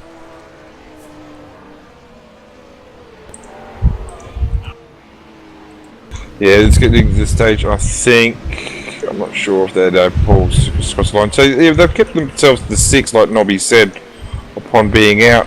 I'm just trying to look for a battle here. Guy Leach in 4th at 207.2 for him last time. He in 4th at 207.3, so 4th and 5th pretty stagnant, even though it's just the 5 seconds down. I think a lot of these guys now are really just concentrating on bringing it home. They've done a lot of hard work. Aiden Reed at 207.4, but in front of him Ian McMahon at 206.4. That's some pretty good pedaling this time of day. So that's out to 4 seconds exactly. So yeah, probably not a lot of chance for change there at the moment, but you know, those cars that are behind could be saving their tyres for that little bit home. Yeah, that's right. And I'd also like to give a shout out to Gavin Sadler in the iRace for Fun entry here. These guys currently work their way up to 9th position, which is a fantastic effort by that team. Yeah, these guys are experts at the endurance racing. You always see their names up there, and they'll tell you themselves they're not the quickest drivers around, but they get the job done, and that's exactly what's happened here. You know, this is what about 7th now. Haven't really seen much of them, haven't heard much of them, but yeah, keeping it clean and there we go, 9th, sorry. You know, these guys might not have even used a quick tow all night because they just keep it off the wall. Brett Gerards and Gavin, our host, who does a wonderful job. You know, hopefully they'll keep their top 10 position. Yeah, that's right. We see it week in, week out as these races grind on. This car generally starts to work its way up the field, which is fantastic to see. And yeah, as you said, hopefully they'll get a top 10 out of tonight.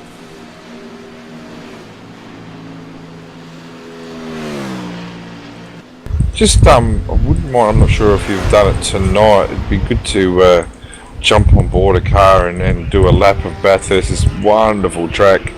I know our leader is coming over the top now, so I reckon it'd be great if we could just sit on board of this wonderful McLaren MP4. It just sounds fantastic when we get on board, and we'll do a lap of Bathurst.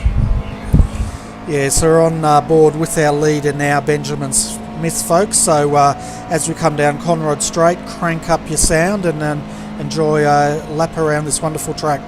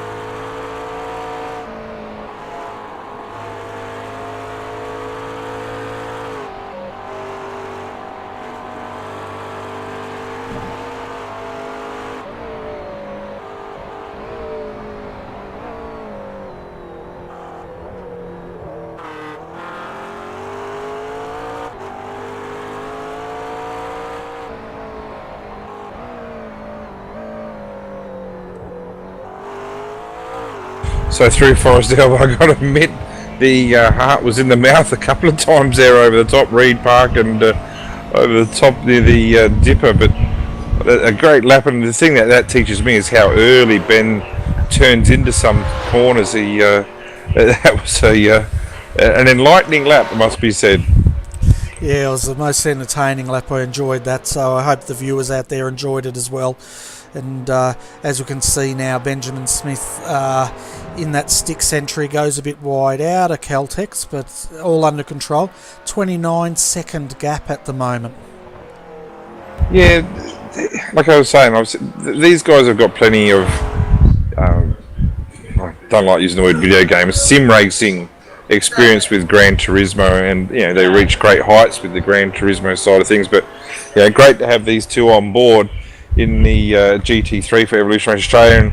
And Ian Ford's still our number one driver in the V8s, and it's fantastic having Ian on board. And Yeah, these guys aren't too shy to ask Ian some questions, what they need to know about the V8s, and probably think that Tom Jones is probably our leading GT3 driver at the moment. But these guys are seriously knocking on the door, and looking at the results so far tonight, the job's not done yet. But it's getting closer. And talking about Ian Ford and getting closer, there's now a battle for 4th and 5th with Guy Leach and Ian Ford coming into end of lap 70. And this is closed right up. Yeah, it definitely has, and Ian's putting on that speed now. Having a look, he took 4/10 out of Guy Leach on that previous lap, so he's definitely closing. But speaking about our leader, that lap you went around with Ben Smith, folks, he did a 2:06.1, so that's 8/10 faster than second place. So these guys are really finding their pace as this race starts to tick down. Yeah, and this is like showing a red rag to a bull with Ian Ford with a car in front of him. 4th and 5th, it's a great job by both cars. 3rd place Baden Reed's well and truly up the road now. But even he's made some gains on Ian McMahon as well. That's just down to 3 seconds. It was 4 seconds when we left him before. Paul Rogers looks like he's had a disconnect, so that car was in 6th position, and I don't think he would have done 13 laps. He would come close, but I don't think he did. But back on with Ian Ford now and Guy Leach. The gap was just that 1.5 seconds last time around. He'll be in his draft really soon. He definitely will be, and I can confirm it does look like Paul Rogers has had a disconnect. They were in 12th, so that's really bad news for that number 67 Blackadder Motorsport entry. Yeah, so we'll soon see if he gets in the draft. The draft just seems to pick in really late here. We're up to 245, 250 Ks, just about to crack 250 Ks, and just starting to reel in that rough ever so slightly now. 264 through the strike there, so probably about 5 or 6 Ks an hour gain here. And Ian just loves this type of challenge. He's got that car in front of him and his eyes will be lighting up. Yeah, I was watching that gap diminish under brakes, and I tell you what, Ian's definitely got that McLaren hooked up under brakes. Thing is here though is that Guy and his teammate George have just run this series every week. They've probably got championship positions to think about because they've had a reasonable amount of success this season. Ian and brother Mick have done a fantastic job. I've had a few Barneys on the way through, but I think they'll walk away happy. They don't have that championship to fight for, so they'll keep coming, and another half a second gain for Ian, and that gap now is down to 1 second. Yeah, as we're riding on the roof with Ian Ford, folks, we will stay with this view. As he starts to pull in Guy Leach, I think given half a lap, I think he's going to be on him. Yeah, but it's whether I can't see Guy making this easy. Guy's a good handler, there's no doubt about that. It's just where his car's at.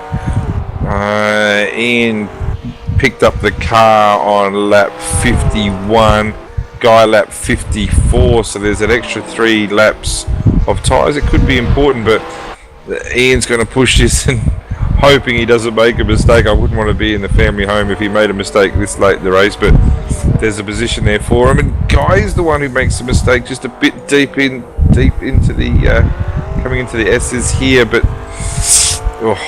this will be on Conrod Straight. And I tell you what, Guy was very lucky to keep that car out of the wall there, but you're right, it's definitely on now.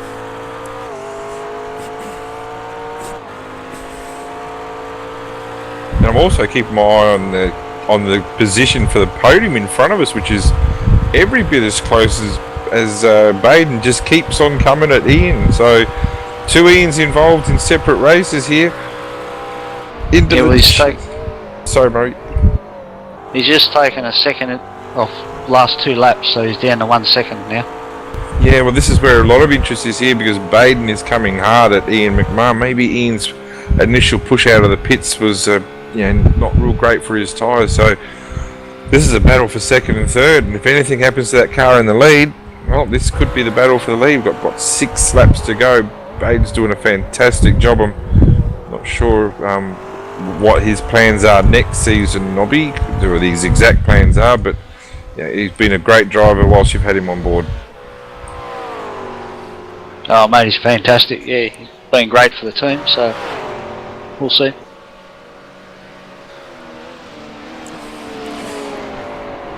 So folks, it's definitely closing up now. We've got 1.3 seconds between Ian McMahon and Baden Reed, and we've got 0.9 of a second at the moment between Guy Leach and Ian Ford. Two great battles then to race with. It's fantastic. Well, it's awesome, and not just two great battles, but these are battles that are up in the top 5 too. Like any of these positions is available now, and second and third, they're 24 seconds up the road from 4th and 5th. Yeah, if either of these guys slip over, then 4th and 5th have got the chance to capitalise on it. And the other one is Gary Hamilton, currently in 7th, took 2/10 out of Christopher Osborne in 6th. So they're starting to close up as well, with only probably 2.5 seconds difference, maybe 3.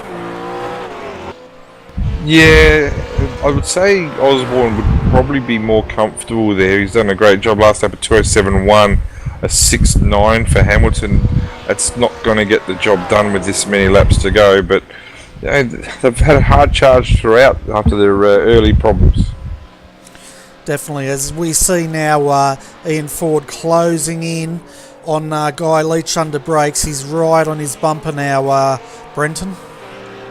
Yeah, I think it's just a matter of time before we see a position change here. But like I said, Guy he's not going to let this go. But that McLaren just seems to be so good under brakes. But the acceleration of the rough out of that corner, maybe it's just a technique thing. But he's right there now. You don't need to worry about what the time difference is because he's there. He definitely is, and he's also got that car handling really well, going over the top of the mountain as well. Yeah, he's going to probably not be probably a bit short here coming into turn 2, but to straight away Guy with a defensive. Oh, he's come back. You've got to hold your line there, Guy. You don't want to be coming back too many movements, mate. But yeah, that race is going to go on and on, as is the race for second and third. More importantly, because Baden also, he's right there with Ian McMahon. So this is an outstanding finish. It certainly is, and we see this week in and week out with this series. It really comes alive in the last part, which is, of course, entertaining for us, but more importantly, entertaining for our viewers out there. Well, we've been going for 2 hours and 40 minutes, and look at the tightness of the field here. We've got there's a Jackson and Black car just in front of him. Been a bit off pace tonight. I'm not sure what the problem there's been, but they were in 11th place. But just behind them, McMahon and Baden Reed are coming at them hard. Definitely, we're going to ride down Conrad Straight, folks, on Ian Ford's roof as he tries to catch Guy Leach's rough. We'll see how we can go this time. Yeah, very confident that Ian Ford's in the McLaren, the Darrell Lee Sticks McLaren. Yeah, I know, we're on the roof, not the... Right you are then. The roof, not the rough. That's right, the lid.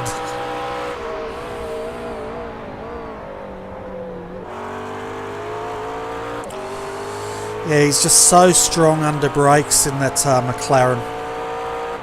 Yeah, he is, but Guy's getting the job done as well. He's all deep here, and watch the acceleration out of the turn by that Guy Leach, 46 rough. Oh, Ian's going to have a serious red hot go up into turn 2 here. He'll stick his nose into turn 2. Just got to watch the defensive driving here of Guy. He's got to try and hold that one line, hold that position, and make Ian work around him. It's so hard to pass on the outside here, so if you can hug that left hand side there, hug the right hand side, you'll be favoured to hold this turn. 40 on the grass. I don't know if there was a gap there, but he gave it a red hot go. Yeah, but I can tell you that Guy's mirrors are full of Darrell Lee Sticks at the moment, so he's making a bit of a nuisance of himself, that's for sure. Yeah, definitely. I was expecting him to jump to the left there, but he's going to have him here, I think. I'm not sure there was a touch there, but Guy's just starting to look a little bit messy, isn't he? so much pressure from Ian Ford. We've got, what, 3.5 laps to go. It's just, yeah, he wants to just maintain his composure here. Just keep that position, but Ian just seems to be able to drive all around him at the moment. Just hasn't got through him. I'd say if he gets past him, he'll drive away.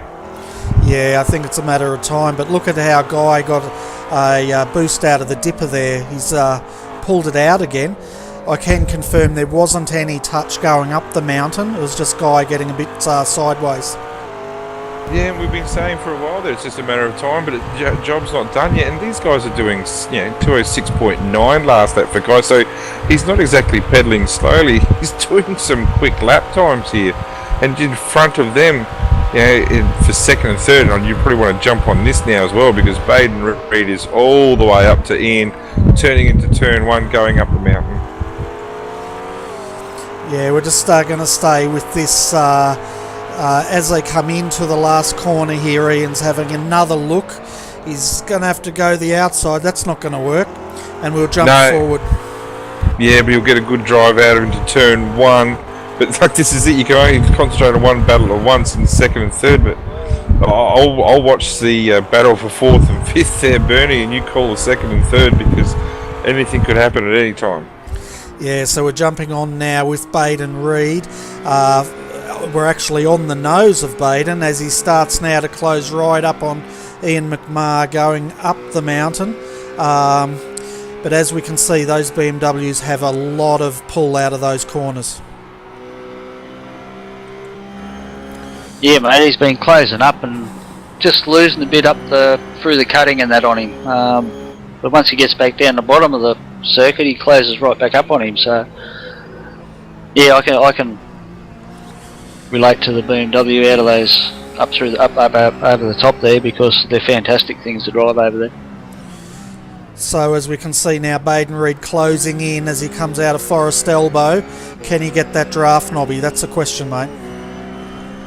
Oh, I don't know, he's a bit too far back this time, but that's the thing, you can't stay close enough to him over the top to get the draft. So yeah, he's starting to get it now as they come into Caltech's chase. He's right on his hammer. He's going to have a look on the... Oh, what a move, side by side into Caltech's chase, folks. And he's coming... This ain't over yet. No, it's side by side. This is... Oh, my God.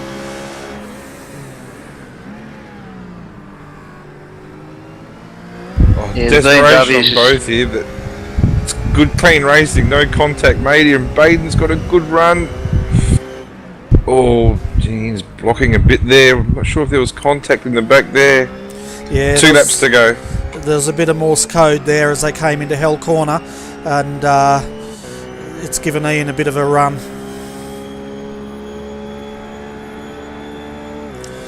So how are we looking back in 4th and 5th between Ian Ford and Guy Leach at the moment? Well, I'd probably like to think things have settled down a bit, because it's 0.4 of a second, but they've just gone through the first turn. Ian's got a really good drive out here. He's deep into the draft, going up mountain straight, just coming up to that first hump, but that rough's no slouch in a straight line. He doesn't actually need to hold the defensive line here. Ian deep into turn 2, not going to get the job done. But he's just all over him. But Guy's done an awesome job holding Ian Ford out. Yeah, definitely. And Ian McMahon's doing a great job holding Baden Reed out now as we jump back up for this great battle between second and third here, folks. Hope you're enjoying this, because this is fantastic racing. if Baden can get a bit closer out of Forest Elbow, he'll have a good shot. But I couldn't believe he actually outbraked the Z4 then at the end of the chase. I tell you what, Ian did not leave him a lot of room, so that was one gutsy move.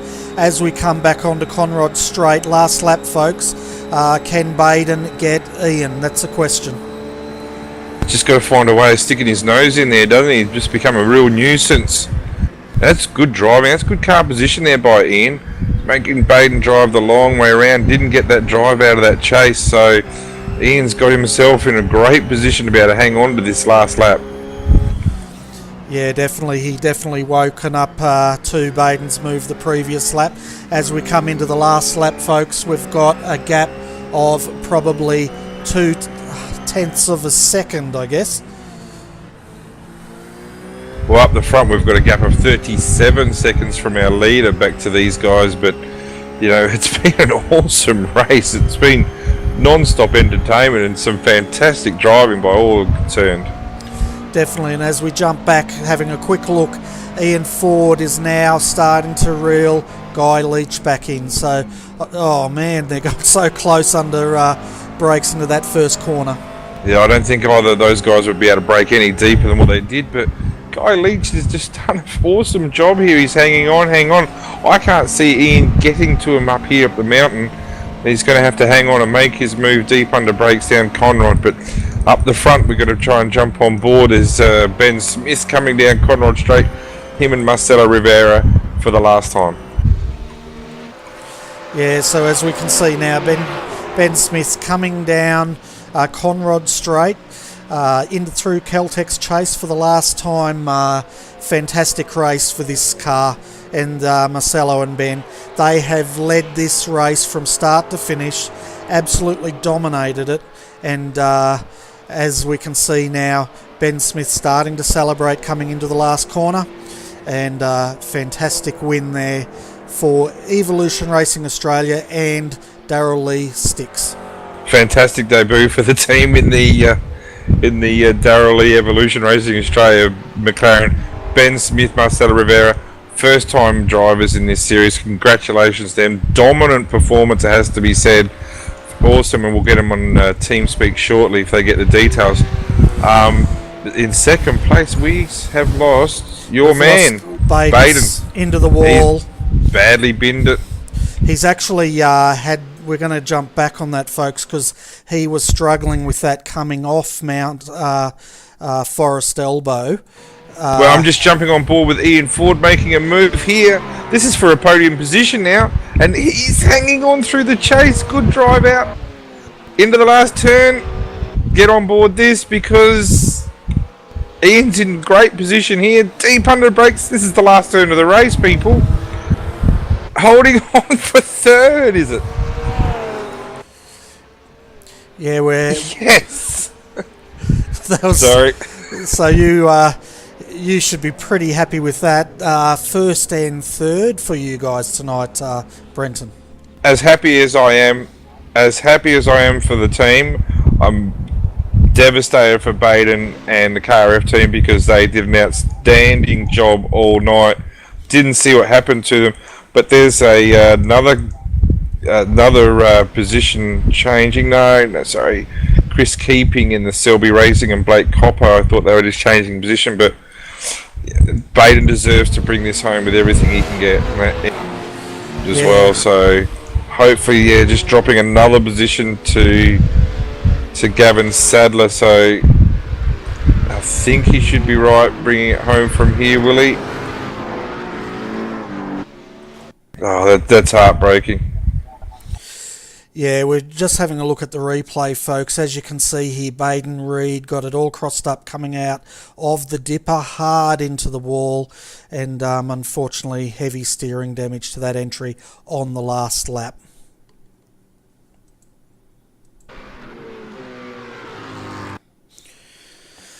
Okay, well that was a dramatic end, guys, to tonight's racing.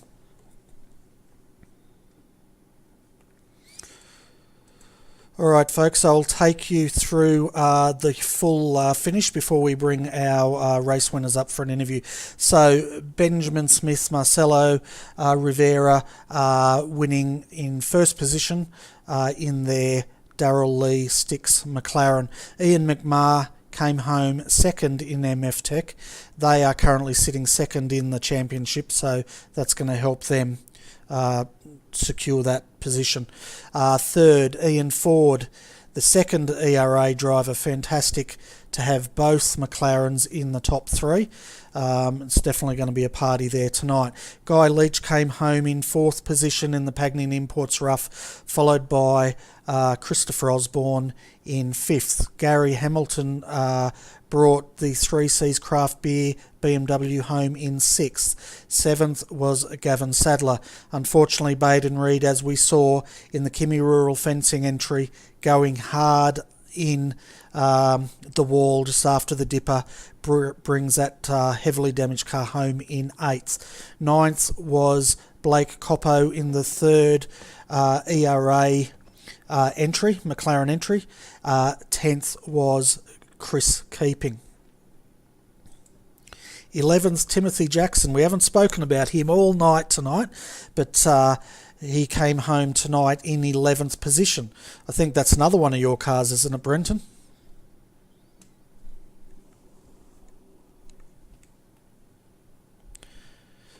Okay, I'm not sure if anyone can hear me. It looks like I'm muted, but I'm going to keep on talking anyway. Sean O'Brien in 13th, Richard Brookfield 14th, A. Mansarella 15th, T. Marwood 16th, M. Davies home in 17th, 18th J. Paul, K. Metcalf 19th, 20th is Gregory Colgan. Jay Fox in 21st, Brett Spicer 22nd, Troy Maguire came home in 23rd, Brenton O'Brien 24th, 25th Aaron Osborne, 26th Timothy Schweck. So these are the guys that haven't finished now or DNF'd. Christopher Challoner 27th, 28th M Pickett, 29th T Ortridge, and rounding out our top 30 was Jay Tyman.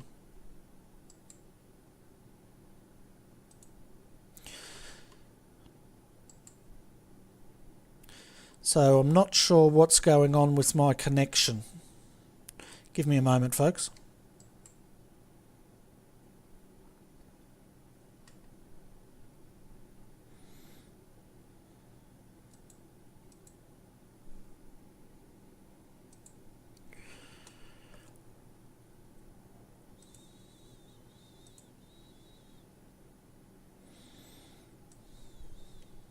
And Ben Smith, congratulations. Tell us about your race. Oh, it was a lot of fun. We decided to go with a bit of a different setup for the race. We really clicked down the rear wing to make sure we had a lot of top end speed and made sure we could defend really hard after putting in a good qualifying effort. And the track temperature, Marcelo, like over the week, I know you didn't get much chance to practice, but 42 degrees, it's the highest track temperature we've had for the week. How were the tyres during your middle stint? Yeah, definitely. Compared to the practice I did during the week, the track conditions were a lot different, and you definitely felt the tyres degrade a lot more in the middle of your stint. So it really kept you on your toes throughout the race. Well, a couple of young fellas here, Bernie and Nobby, brand new to the Evolution Racing Australia team. Smithy, starting with you first, just tell us a bit about yourself, mate. New to the series, planning on racing this series next season. It's second last round next week at Sebring. What's your plans for the future here? Yeah, started iRacing back in 2012, just did it for a bit of fun. Me and myself really just do lots of pit parties, but now we've decided to join ERA, so thanks for having us on board. I'm really looking forward personally to the next V8 online series next season, and also running in the Premier Series. Hopefully it'll be a lot of fun. I know we've got some good setups and some good boys working on them. And yourself, Marcelo, don't call him Marcello, Bernie, and don't call him Rolly. Whatever you do not mention you got to call him rolling Rolly. cars. Oh, okay. Not the Rolly word. As for you, Rolly, mate, about yourself as well. Brand new to the team, very welcome addition. A fantastic job tonight. What's your plans for the future? Oh, it's great to be a part of a team now. After playing iRacing for quite a few years now, to be a part of a team is just really helpful. It just helps to push you that extra bit to achieve new goals, eh? I'm definitely liking the McLaren at the moment. I think I've settled into it quite nicely, and I'm really looking forward to driving it a lot more in the future. And yeah, also the V8 series, I'm going to be definitely hitting that hard as well. And your race tonight, did you guys use a free tow at all at any stage? Like, it looked pretty clean. I saw Smithy getting a bit loose over the top at McPhillamy at one stage out and to the right. I thought there was a bit of a wall coming at rapid speed, but any dramas tonight in the race at all? No, I think in total we had 2 off tracks and that was it. No use for free toes, apart from the massive toes we were getting with our slipstream. Yeah, he's a funny man. And we actually had the pleasure of Smithy of about 9 or 10 laps to go. We actually jumped on board and just listened to that McLaren. How did you find the car around Bathurst? Is it the first time you've been in a race at Bathurst in the McLaren MP4? Probably answering for Marcella and I both here. We haven't really driven the McLaren very seriously up until kind of this week in practice for this race. So it was an interesting kind of event, learning the car and then having to relearn it after the change midway through the week. But I think we both grasped it pretty well. An awesome performance, a dominant performance as well. First lap dramas obviously with his sister car with Tom Jones in the car, probably got the blood running a little bit there, but Marcelo, for your middle stint, mate, a really solid job, and no doubt you guys are going to be working well into the future. Oh yeah, the blood was running when I got in that car, don't worry about that. I'm glad I didn't have to start the race. Big thanks to all the boys for having us on board at ERA, and thanks to the sponsors, Darryl Lee, Maverick Welding, and Demidov Innovations. Fantastic performance, boys, and yeah, great to have you on board, and no doubt, hopefully we'll see you plenty of times in the future here in the SEK GT3 Australian Endurance Championship. Thanks, guys. Great to be a part of it. Yeah, thanks very much for having us. Cheers, boys. So it looks like we've got the Ford brothers to come up as well. Brenton, they finished in third position? Oh, they'll be stoked as well. Coming from 5th on the last lap, and an awesome drive by Ian in the first stint and the last stint, battling all the way there with Guy Leach at the end there, and Michael Ford having some fantastic pace, it must be said, in that middle stint, just knocking over some consistent laps. So welcome to the Redback Racing TV's coverage of the SEK Endurance Championship. Boys, Michael, to you first of all, mate, working hard all week, no doubt. Tell us a bit about your race. What more can be said? Ian did a major couple of stints. They were just unbelievable times that he was putting down. I've got no fingernails left from that last stint. It's coming close to the wall there a couple of times and pushing to the absolute limit. The team was just brilliant. Like, we had a great bunch of guys behind us. We were all working on setups throughout the week. As you said, I had work. Didn't turn up to a couple of practice sessions because of work.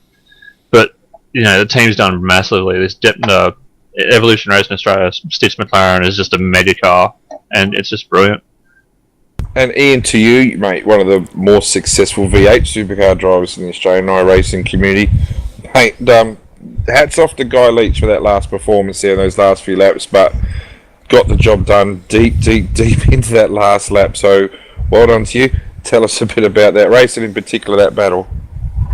Oh, the race started out pretty steady. We just made up spots from our lowly 18th, I think it was, on the grid, where we just didn't get a lap together in quali, and, you know, Mickey held it on in the middle stint and just made sure we got, like, you know, into a decent position since we're out of strategy with everyone else, and got in the car at the end there, and I just, you know, pumped out as fast as lap times as I humanly could. I started losing the rears there at the end, but definitely kudos to Guy Leach. He held on, like, way better than I thought he would. I started gaining, like, you know, over a second at one point on him, and I thought, you know, maybe this is going to be a bit of an easy pass, but I didn't expect it to come down to, like, the last two corners. The same thing happened to me with Madison down a few seasons ago, but Madison basically did what I just did to Guy, so, you know, I learned off the best and slowly adapted my way, and now it's time to go celebrate before we get the V8 into full swing for the week.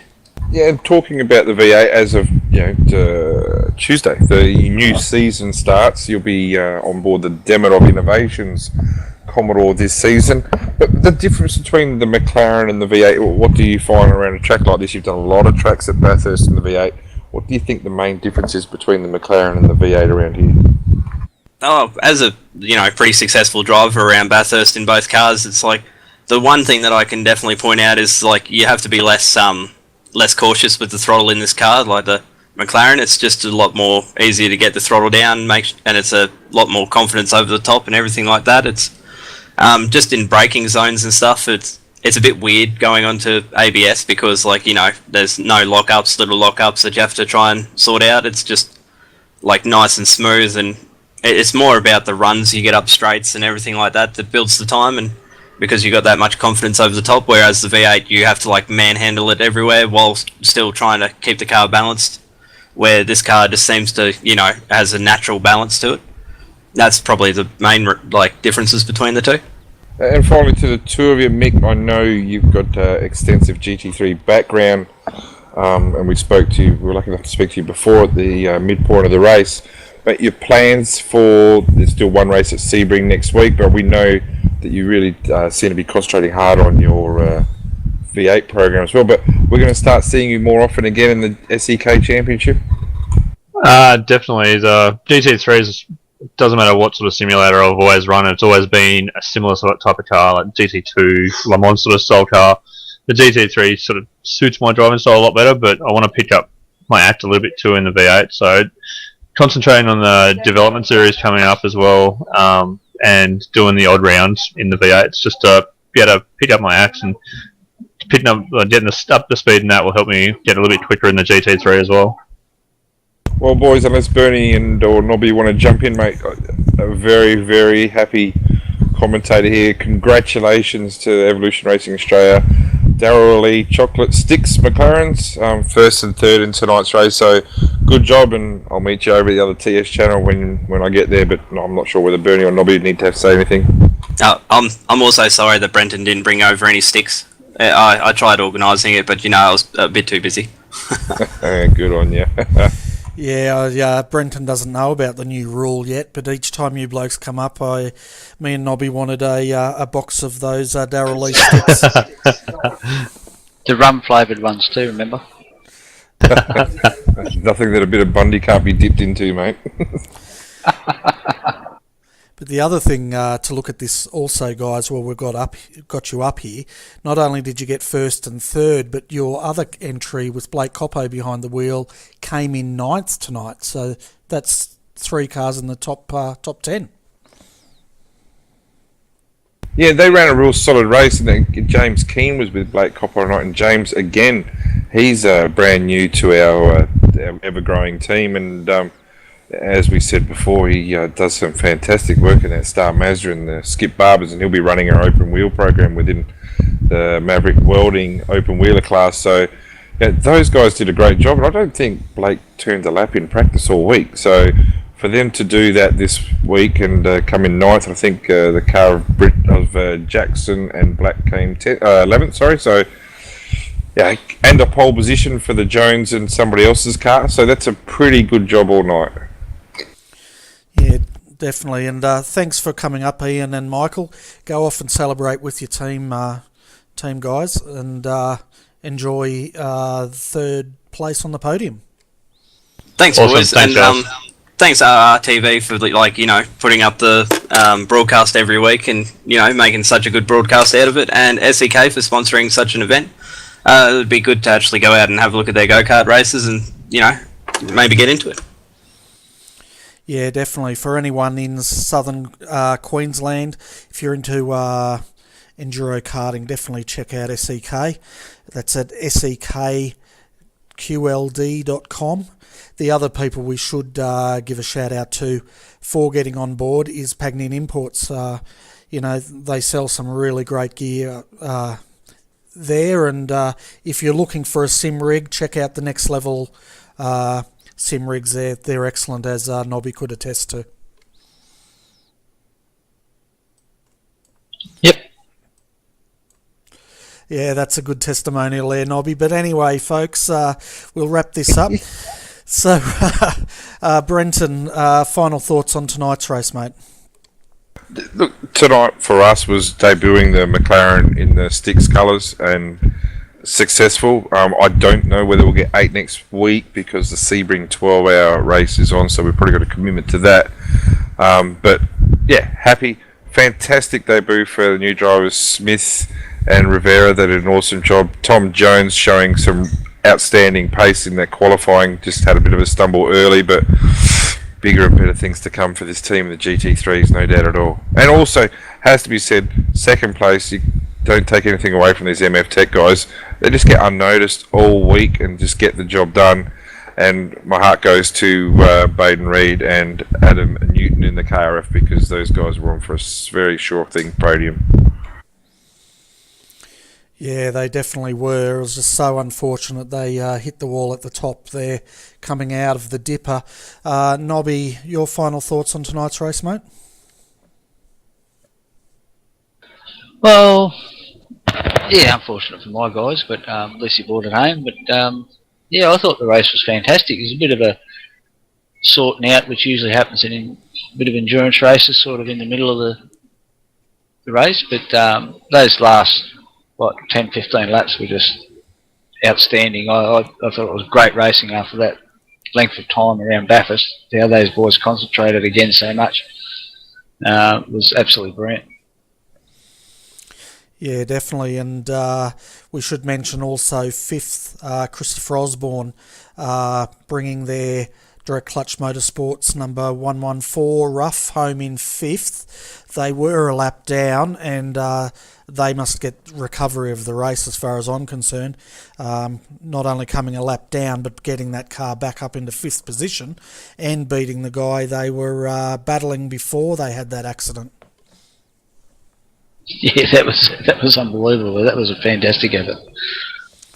Yeah, definitely. So, picking driver of the day, guys, who do you think it should be today? I'm not sure I could pick a driver of the day in a team event, but team of the day will do. Yeah, I can't go past the boys who won the race. This is their debut race, and they won by 30 odd seconds. Kept it clean. Had 2 off tracks. So I couldn't go past them. I'm probably a bit biased. Okay, what the hell? Yes, I am. But you couldn't go past that. No, I agree. They've led the race from start to finish. Over about 3 hours, they led start to finish, 2 off tracks.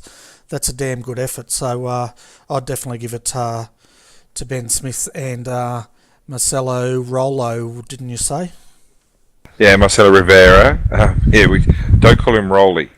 Don't mention the fact that he rolled over on national television. Don't say that he rolled. So, they did a great job, as did the Model T Fords, as did all the competitors who got to the finish line. Yeah, that's right. So we'll wrap this up, guys. So viewers, I hope you enjoyed RRTV's coverage of the SEK Queensland Bathurst 500 tonight. If you're into your open wheeler racing, the Star Mazda Australian Championship Season 2 kicks off this Thursday night. They treated us to some fantastic racing, and I'm glad to say RRTV will cover that again for the next season. So join us next Thursday night from 9:30. So on behalf of Brenton O'Brien and Mark Noble, I'm Bernie Weemers, and thanks for watching RRTV.